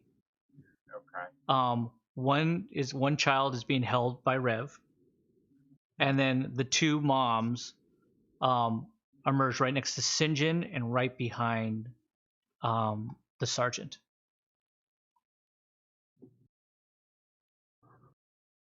What do you need to do? Gosh. Oh, I didn't I think I'm going to. I don't think this is gonna do much against them, but I'm gonna arm my AP Buster. Okay, who are you trying to shoot first? I'm going to. I'm gonna turn around to the ones behind me. Okay, they're like literally feet from you. Oh, okay. I'm trying to think if that was my main. Now, can I actually move away from them a little bit? If you'd like to, but that's good. That you're not. If you try to get between them to be past them, then they're gonna be able to at least attack you. Okay. And there's then, not a lot of I room guess farther into the hall. Like the hall itself is only about 9 feet wide and probably like 12 feet high. It's not exactly. okay. You don't have a lot of room to like maneuver. I'm guessing then. Yeah, I'll just arm the AP cannon then. And do I get the sense that? So I already sense that this is a threat, right? You don't sense it's a threat, but all of a sudden there's a bunch more. Okay. Well, I'm gonna withhold firing for now. So you're gonna hold it until you find something out. Okay. Okay. If that is the case, then Rev, what would you like to do? So these captain's logs that I have on my sidekick, Yes. do they include the manifold or the listing of the passengers? The passenger list. Exactly what I was thinking. That Doc found earlier. You didn't tell me that that's what you were downloading, but well, I downloaded the captain's logs, but I don't know if that was in the captain's logs or not. Roll a d20. Let's just let fate decide it. I thought he took all the files. I rolled a nat 1. Okay. Would you like to use your last pie save Yes. Okay. Yes, I would like to use my last pie save. Pie Let me type it save again. has been. If Go he's ahead still and type, here. Go ahead and type it. Yeah. Pie save. Hashtag pie save. Hashtag pie save. Explanation pie save. See, I could have swore you said you downloaded everything, or one of us did. Well, I wanted to download the captain's log so that we would have information on Marvis Falcorn. I know that you had found a list of passengers, but I don't know if that was in the captain's logs. Sure. No, they included, were just some extra. They were some extra. Yeah. Another nat one. Another nat one. So yeah. You did not download the Okay. passenger manifesto. I can do convincing behavior once per turn. Yeah. If you want to allow him to do that, does burn your bonus, so you will not have a bonus. I deleted cookies and it got wiped. That's right. I reformatted my hard drive at the worst time. So go ahead. So he does convincing behavior to allow you to reroll it again. I'll try again. I'm looking through my thing trying to find those files. So remember, Voldo, when it's your turn to come up, you're gonna have one less action. Yeah. I'm only gonna have one action to go. All right. With the convincing behavior, I rolled a 6. Okay. You partially downloaded Okay. So I got like half the list or something. half the list, yeah. Then Rev doesn't think that he can fight these things physically. Sure. Especially with his connection. So he wants to just start naming off names off this list, you know. Jonathan. Amber Lansing, Bethany Ann Matz, Ryan Johnson, you know, just start rattling off names to see if he gets any connection with any of these things. Okay, so it's going to take you some time to find out. Absolutely. If any of these names. Rev. He's in the middle. He's in the middle of rattling off names. I don't think he's able to carry on a conversation as he's like, Johnson. What? Johnson. Okay. On your turn, if you want to tell me something, but that's what I'm doing. I'm what he's naming doing. Names. Rev is now just naming off random names out into this hall while holding this connection that all these people are seeing. Basically, it's you really feel that now Rev has lost his mind as well.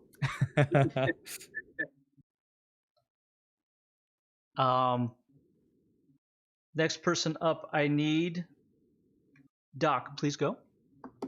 What would you like to do? I want to see if there's any. I want to see if there's any way that we can activate our data links in a way that can read the names off in succession aloud from our data link. From our sidekick?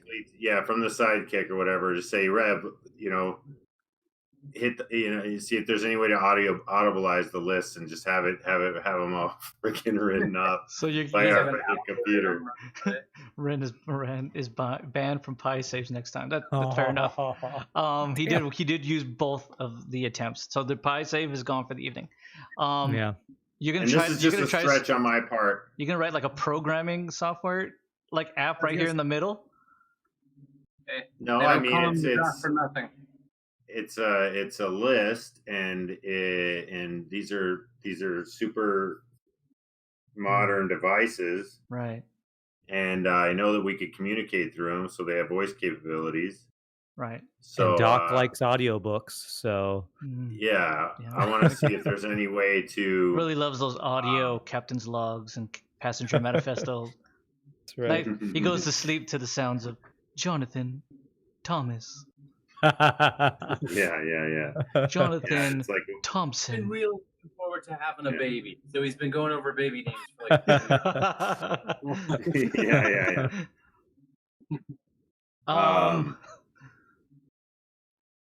They weren't made to do something like that, but you know what? Or transfer the file to everybody, and we can all just frickin' pick a letter and work toward the middle and start. Everybody saying all goes the names crazy like together. Rev. As we're fighting. Just be like, Richard Johnson, Baggy McShits. What would you like to attempt to do, Doc? I will leave it into your hands. I'm gonna ask Reb to transfer the file to me. Rev to is not in a position to be able to do that. Okay. I'm pretty sure Rev already gave you those files. I think Rev gave you the files, yeah. Yeah. Oh, that's at least okay. you. So I'm you have not them. sure if he gave it to everyone else. Yeah, I think I gave him to Doc. I don't know if they gave him Okay. to everyone else, but I did give him to Doc. It makes sense. Okay. I can tell you that Randy McShits is not on that list. Okay. He's my best friend, though. Best friend. Middle school. Oh God. What do you want to do? Hurry up. Well, I don't know how to fight. If they're ghosts, and I don't really know how to fight them. I'm gonna pull up the file, and I'm just gonna see if there's any way that I can program the data link. I'm gonna transfer them to everyone. I'm gonna transfer the ship log to everybody. Okay. And I'm gonna see if I can hack into it to get it to audibleize the names on the list. Okay, so you just want to have it to some kind of audio speak the list of names. Basically, just have it speak the manifest. Okay, of so whatever. I will let you attempt to do it. I would need for that to happen. I want you to make a engineering check for me, Okay. or science, because this could fall under computer science. I don't have a reroll. So He does not have a reroll. Everybody's giving to Rev. Yeah. Taking all the rerolls. And is there like a risk level or anything? Do you have or either one of those keywords? I have science at Okay, then go ahead and roll science. +5. What was that? No, there's no expertise. There's no +5s. It's just you're at Yeah, it's expertise. I mean at Yep. expertise. Yep. So go ahead. 7. Okay, so it's successful. So in quick fashion, he's able to transfer all the logs directly into your sidekicks, and you start to activate some kind of verbal program that starts to verbally read out the names on the list, starting from A. Is there anything else you'd like to do with your other action? I'm going to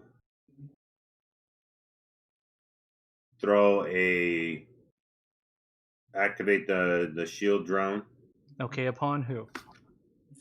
I'm gonna spend 2. I want to say 2 exhausts.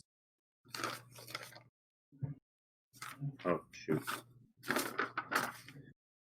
Oh, okay. So 2 exhausts. I'm gonna put one on me and one on Rev because Rev's already in the thick of something, and I feel like it's between him and Baldo, and I'm flipping a coin because they both have the spiritual abilities that I feel are a little more capable of fighting these things. Okay. Yeah, and makes he's sense. better with that the spiritual stuff. So I'm working on it. Understand. Okay.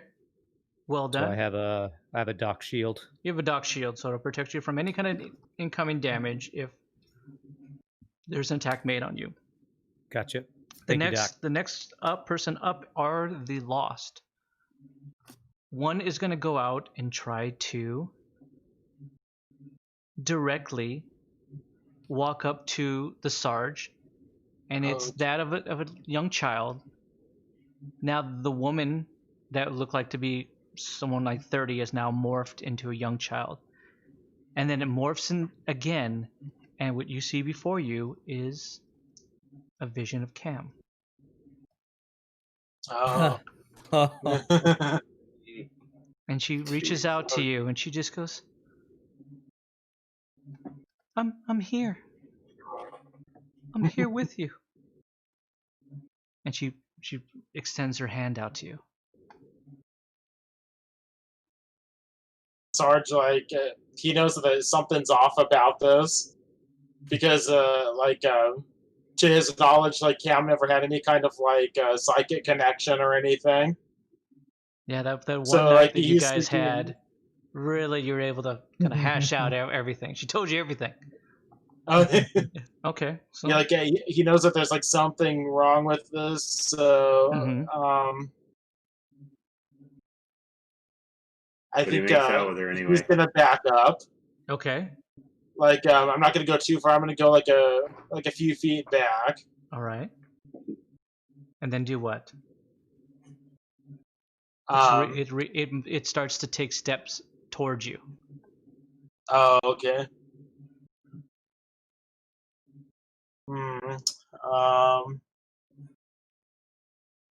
See, I've got Mars program on. You do. Now, could I do any kind of I don't have like a knowledge skill, but could I do a check to see if I'm familiar with any like war stories about like anyone who encountered the Lost or? You can't do much. You've already, unless you're going to spend your action, that action you were holding,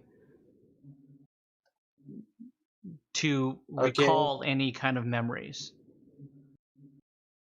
Okay.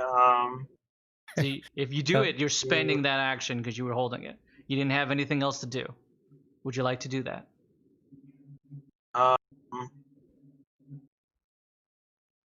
Yeah, I think I'm gonna do that. Okay.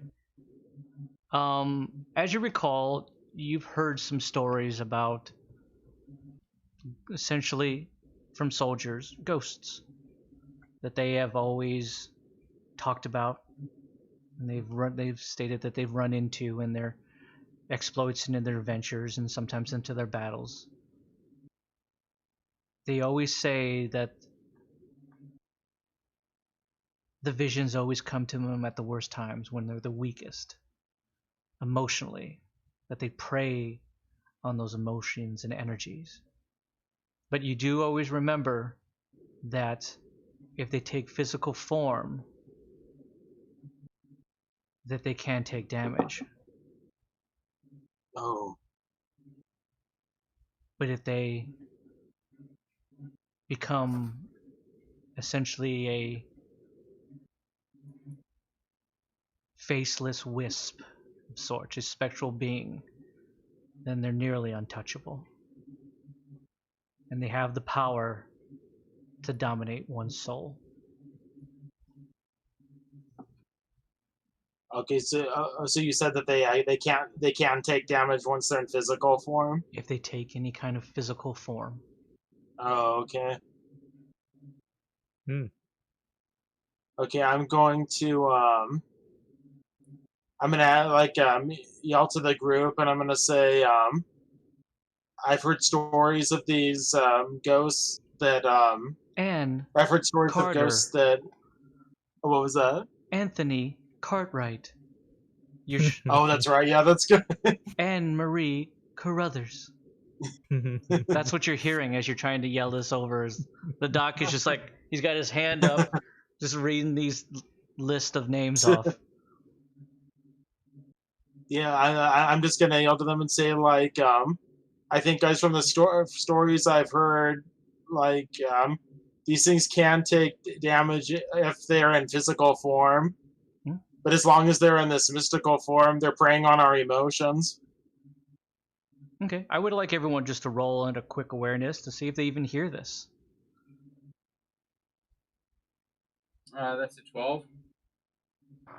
Oh, 7 for me. Voldo, Rev, 8. the doc hears it. Jaina hears it from the vents. I hear it. I got an 8. And Danny hears it as well. Sinjin does not hear this. Okay, with that, they are going to attempt to dominate you. Sarge? Because you just said that, they are now going to attack you.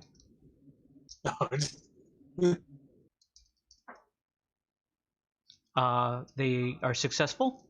I got a 5. Oh, I need you to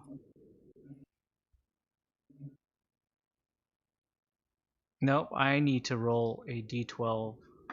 Do I get it done? No. Okay. So it lunges towards you and it actually goes into your very body and it actually inhabits you for a moment. And then the Oh, moment that it tries to grab hold of your very spirit and your very being, your fiery will expels it back out. Hmm. And back in front of you is now just that young little girl holding the stuffed animal. So what was Cam that would try to invade you and you expelled out has been shot back out as just a young little girl, and she grins at you and she just goes, "This is going to be fun. Shall we try it again?" And she attempts to do it again. This time, you are dominated. Sarge, your spirit ceases to exist for a brief moment, as if you go to sleep. oh, As that happens, Sarge, you turn your gun towards the doctor. Voldo, you notice this. That the being that was right there in front of Sarge is now gone and disappeared. And there seems to be kind of a lifeless, lost look in the Sarge. Sarge, you're dominated for 1 turn. oh, Hey, thank you so much, Pale Guy. For the follow, I do appreciate it. Welcome to the 3000. Dominated. You are, as of right now, dominated for 1 turn, okay? Next person up is Voldo. What would you like to do as you've now seen this? Okay, so how far away is he from me? He's probably a good 10 feet away, and there's Rev in between as well as Doc is in between. Okay. Gosh, let me see. I only have 1 turn because I You already do. used the thing, so I really can't do much. What I'm gonna do is I'm gonna start my rose bloom. Okay. So I can't do anything this turn. This is gonna be one of my actions passed. Okay. So you're going to use this yeah. one to Yeah. can you tell everybody what Rose Bloom does if you're going to go ahead and do it? What was that? Can you go tell everybody what Rose Bloom does? Yeah, I materialize my bow. This shot requires patience. For every past action, increases its actual power. So 1 action pass is going to be 1d4 times 2 or 3. 2 actions is going to be 3d4 times 2 or 4, etc. Right. So I'm going to just start kind of charging up my shot right now, getting ready. Okay. So you pass one of your actions to charge that bow up. So what you guys see in front of you is that Voldo takes a stance, his archer stance, very much the same stance that he takes when he uses Red Rain, as he materializes his ethereal bow from the obviously the rift that he pulls it from, and he merely takes a stand as if he's firing a shot, but the arrow is starting to pulse with energy, and he doesn't fire. He merely holds on to it. And it starts to glow and pulsate with more and more energy as time seems to pass. Next up is Danny. What would you like Danny to do? Gosh.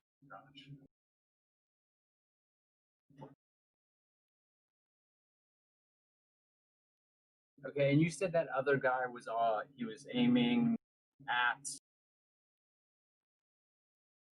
was like readying to because the guy who just got dominated. I forgot. Sarge. Sarge. Okay, so Sarge, you said was aiming for somebody. He was aiming at the ready? dock. He was turning his. Okay.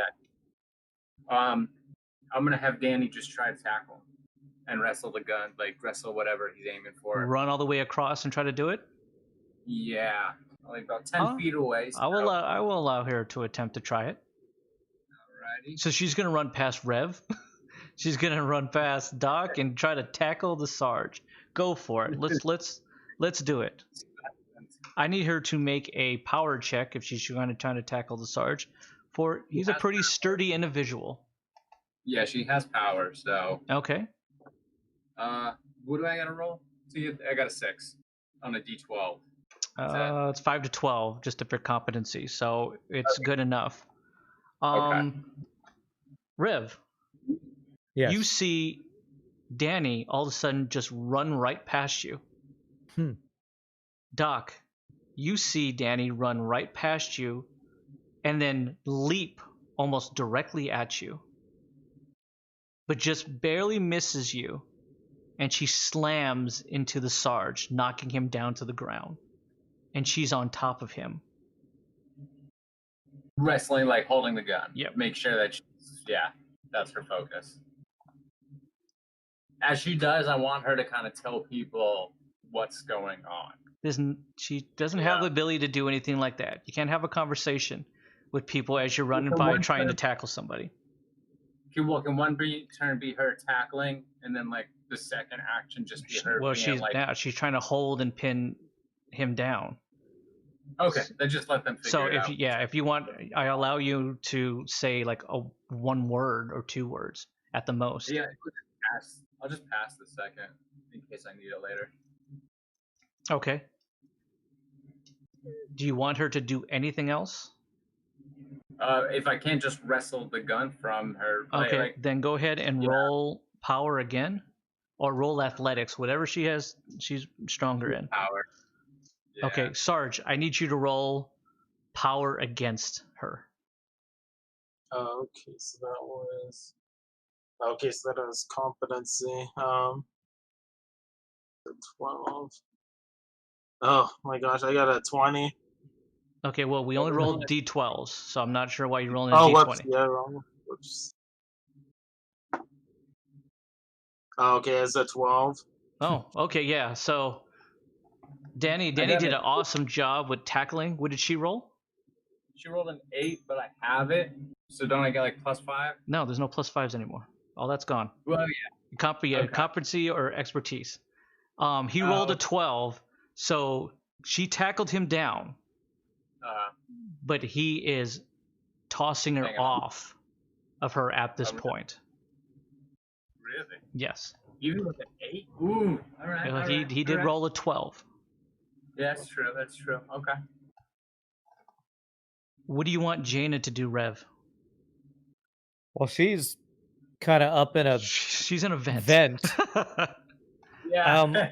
I guess I want her to try to move to the closest opening so that. I don't. She doesn't have a gun either. I know she doesn't. She can't take a shot or anything. I almost want her to kind of find if there's anywhere that they can go to get away from these things. Like rather than try to join a fight that we're fighting spirits, I kind of want her to look to see if there's anywhere to get out from where we are, basically. Okay, so in a situation like this, you just want her to investigate a little further up to see if there's a way to just to move away from this situation. Okay. And looking for where she can tell people to get out. Okay. With that, she's gonna go ahead and do that.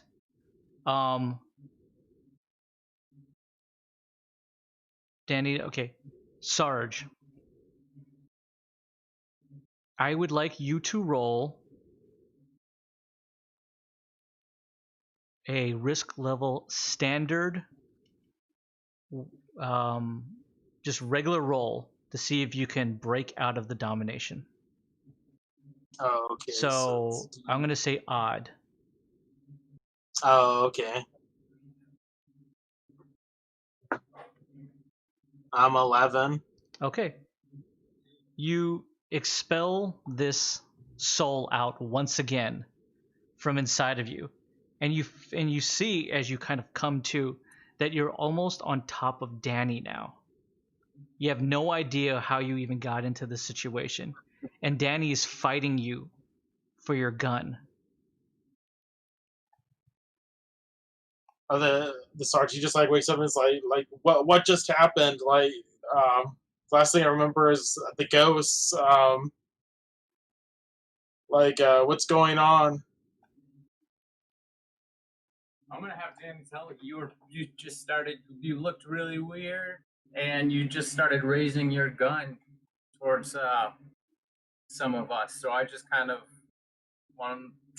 tried to stop that from happening. Danny doesn't understand what's going on, so she punches you in the face because she's still in fight mode. I think I still had her sniper rifle too. Oh no, I had a. Yeah. You take. Yeah, I had that sniper rifle. Just take a nice 4 points of just damage right to the face as she just punches you. Okay, Richard, anytime you'd like to write that down. That's You just took four points of damage to the face as Danny punches you because she doesn't understand what's going on. That's 20. You look like you were being possessed. She's just. Danny is now like trying to push you off as she sees that you've kind of come to a little bit, and she just goes, Sarge, like, is that you actually? Oh yeah, it's me. Yeah, it's I know. I think we're gonna need an exorcist. She goes,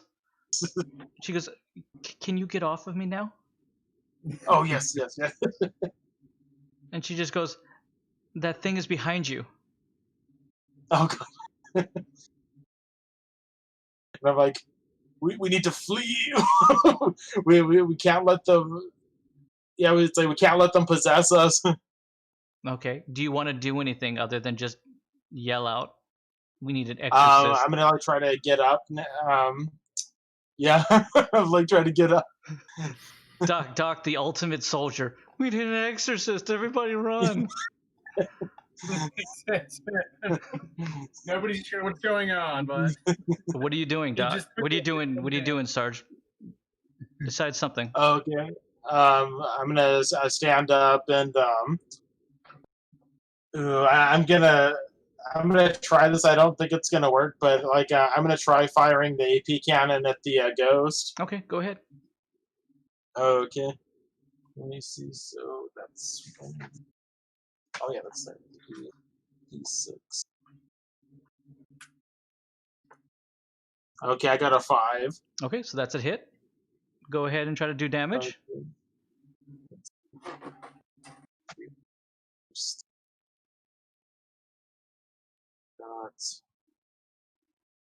There it is.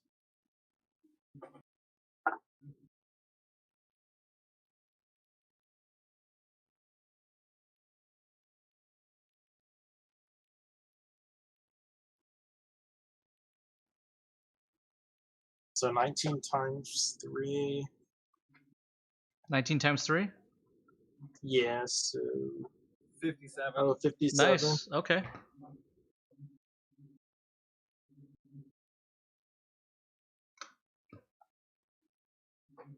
Okay. So that does hit because they are in physical form. Oh, okay. Immediately, you fire almost point blank at this thing, and it just like it almost like just takes the shots, and just every shot that gets fired directly into it just gets enveloped into it, and as it does, it explodes within each time inside of it, and you can just see it like almost hunch over every time. It explodes twice, and immediately just kind of as it happens, it opens up its mouth and just smoke comes out of it. And it looks up at you and she just goes, well, why did you do that?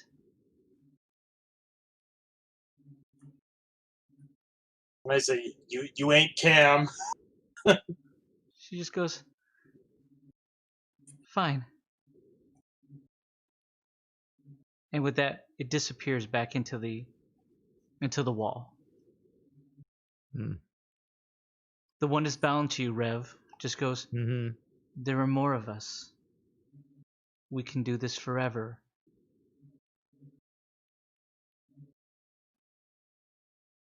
Let's make a deal. I think that's more than fair.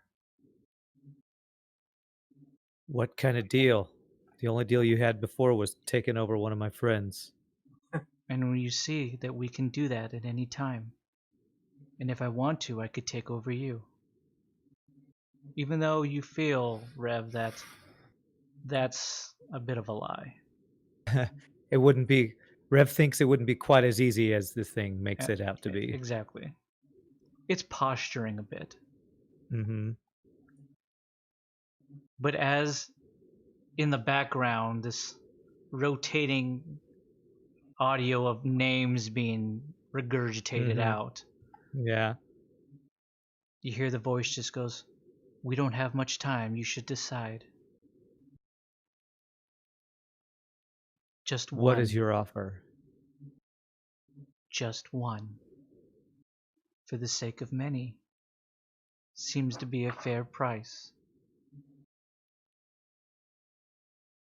Has Rev noticed any effect from any of these things as these names have been Up to this point, no. rattled off? No. Okay.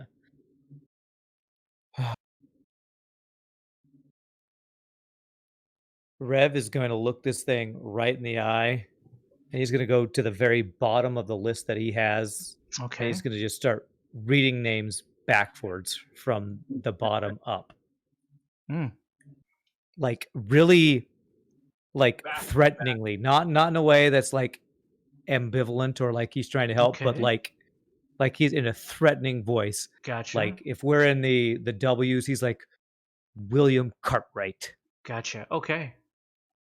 All right. Yeah. So starting with the list that you have ends off in T's. So Okay. if you want to start from T's up, I will allow Mhm. you to go ahead and do that. As you start to do that, the voice just goes, Why are you doing this? You'll never find out our true names. There won't be enough time. And all we have is time. We gotta start looking around for some clues.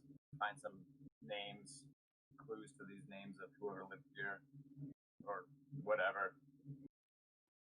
I feel like just listing names is not gonna. Plus, what makes us think that they'll actually like So say our names right? at this point, we're dealing with how many that we know of.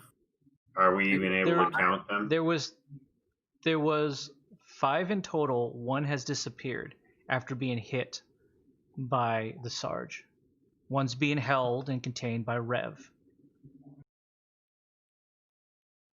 The other 3 have essentially not have done anything. They merely just stand there and they watch and observe. None of them have seemed to have taken any kind of threatening stance either.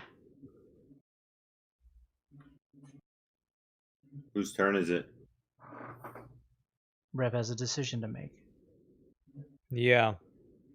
Can I chime in? Sure, at this point. Now Rev is aggressively starting to name off names now. Yeah. All right. So there's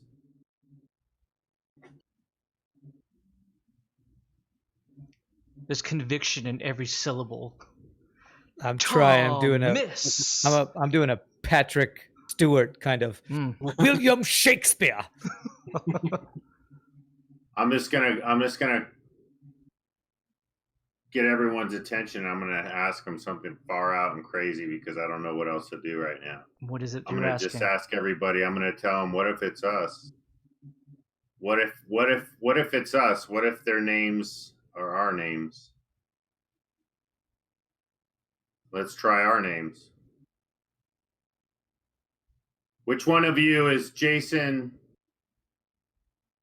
Marcus Mars? I was about to say he doesn't even know his own name. That's what you said, right, Marcus? Right, that's right. Show yourself. The one that is behind Sinjin merely starts to become dust and fade away. Was a hell of a guess right there, Doc.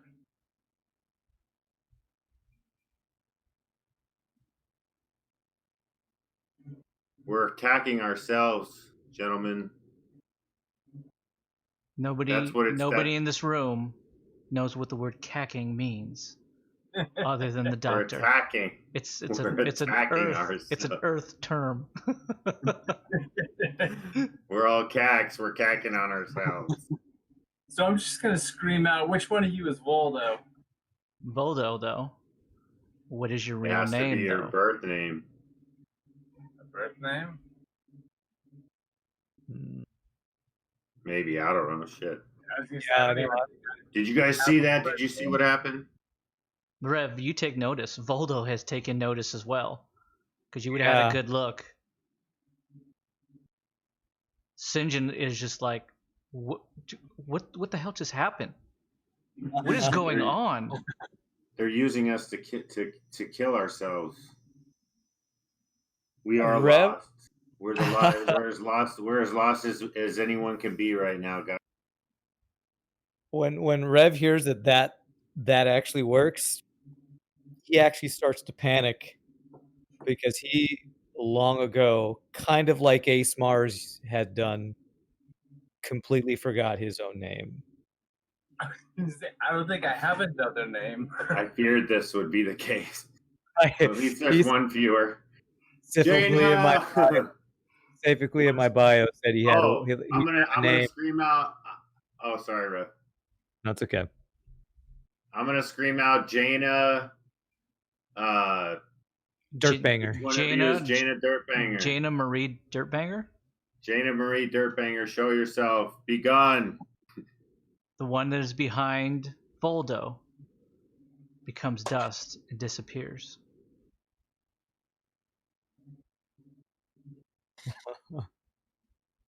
Jaina just yells out as well. Why are you calling me? What do you want? Is it bad? Is Rev dead? Rev, are you okay? No, I just want to make sure you're okay. Okay, there's a way out ahead. Gideon. That's good. Gideon, what's your name? Oh, it's just Sergeant Gideon Goldenhammer. Only an arrogant son of a bitch would say his real name is Sergeant Gideon Goldenhammer. like he was born with that name, his Christian name, Sarge. Gideon, what is your middle name? What is your Christian name, Gideon? In the year of our Lord. It'll be Winthorpe. I should be like Charles or something. I don't know, what is it? Gideon Charles Goldenhammer. Everybody knows it's Gideon Bartholomew Goldenhammer. Oh, Bartholomew. Gideon Charles Goldenhammer. Is that what you call out? Yeah. Nothing happens. None of the ones that are in front of you disappear. Rev, you start to notice that this thing that is now attached to you is starting to get extremely agitated. Yeah. It starts to push more and more to try to dominate inside your head. And it just goes, give us what we want. Give it now. What's happening, Rev? What's happening? Rev What is is it now doing to you? Rev is now focusing every bit of his energy on trying to connect with his own past because he feels like the doc has figured out what is happening. That So these you're things focused on doing that? focused on finding my own name. That is what Rev is doing right now. As that happens, the thing in front of you takes form. And it's that of a very young girl, probably around 17, 18 years old. And you haven't seen this face in moons and ages. It's like a kick in the stomach when you look face to face with your sister. You'll Kelly? never remember your name. So stop trying and give us what we want.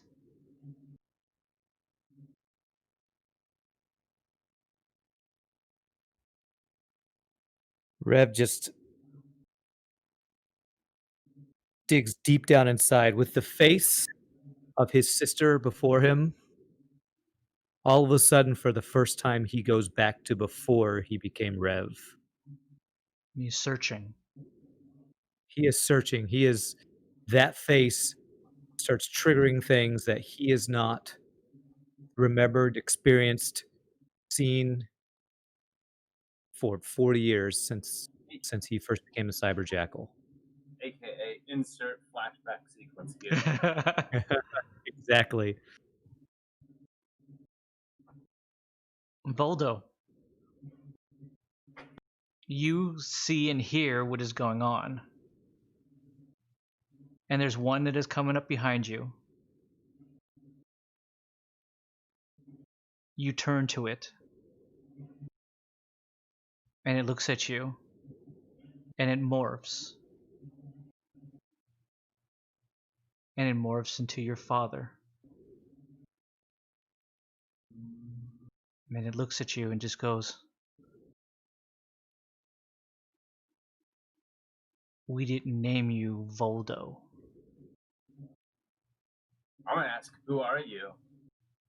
I'm assuming I don't remember my parents. I was picked up when I was like before I was born. I thought I was born in the feeding tubes, basically, or the Sildarian test subject area. What you're seeing is a familiar face, and it was essentially the person that created you.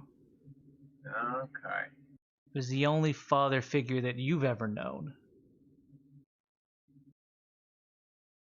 But you weren't called Voldo then.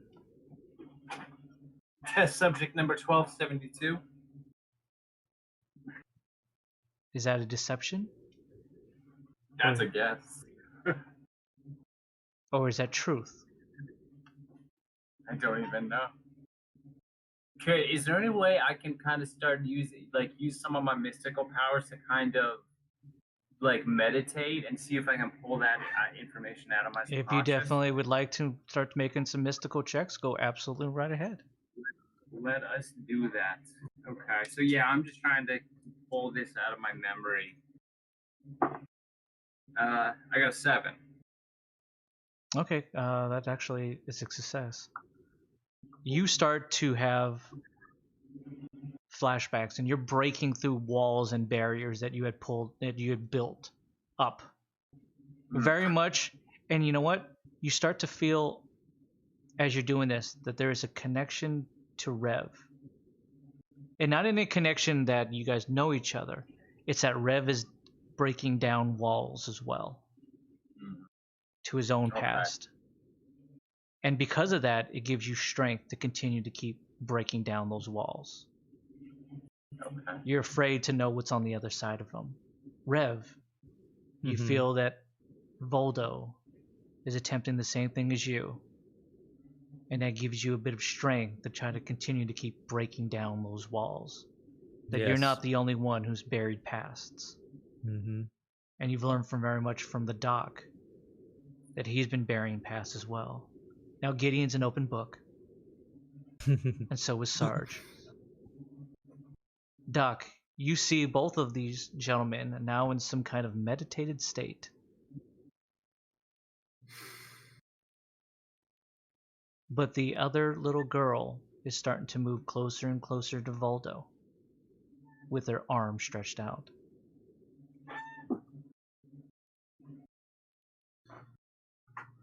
Rev, Voldo.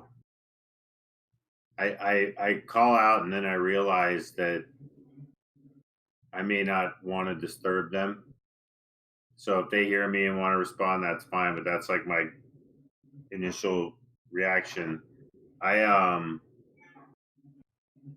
want to.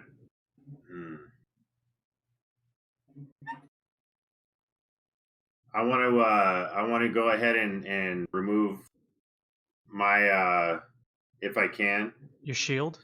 Remove my shield and throw it on Voldo? on Voldo. Does Rev still have his on? Rev still has his on. Yeah. There's All been right, I'm gonna no shield physical both attacks. of them, and Okay. then I'm going to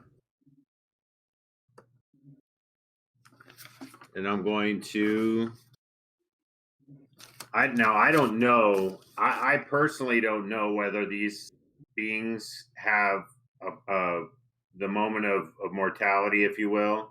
Right? You don't. Am I just No. okay? I'm gonna take a chance and just Take a chance on me.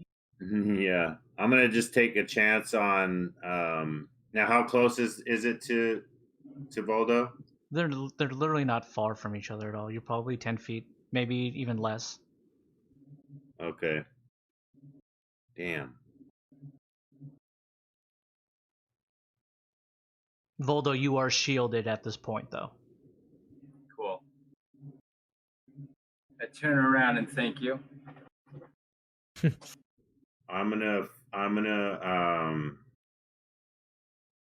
I'm just gonna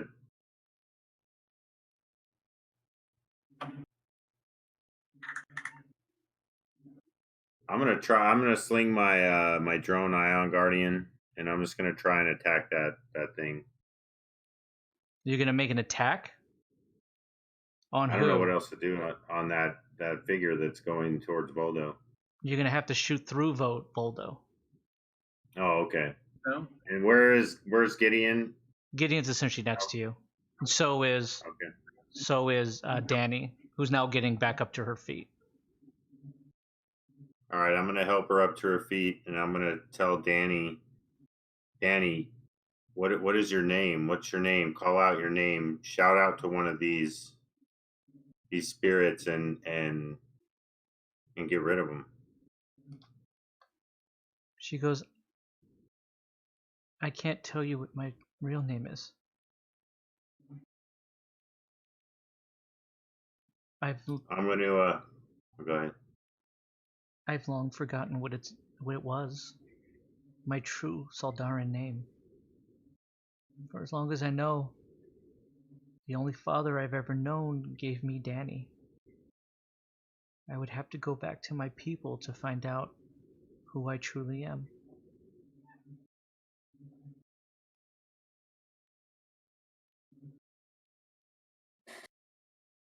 Road trip. I'm just gonna. And how many of these can we see now? Just that one? There's only two left. One that's being held by Rev, and the one's right behind Voldo. I'm just gonna. I'm just gonna try and distract the other one. I'm gonna move toward it. Okay. And see if I could just physically somehow restrain it or reason with it and just tell it to back off. I'm gonna try and order it to leave. Okay. So you kind of run over there, and you get next to Voldo, who's in his own meditative state, very much different than Rev's. Rev is focused, and he does his trianglegram of the 5 palms or whatever he does.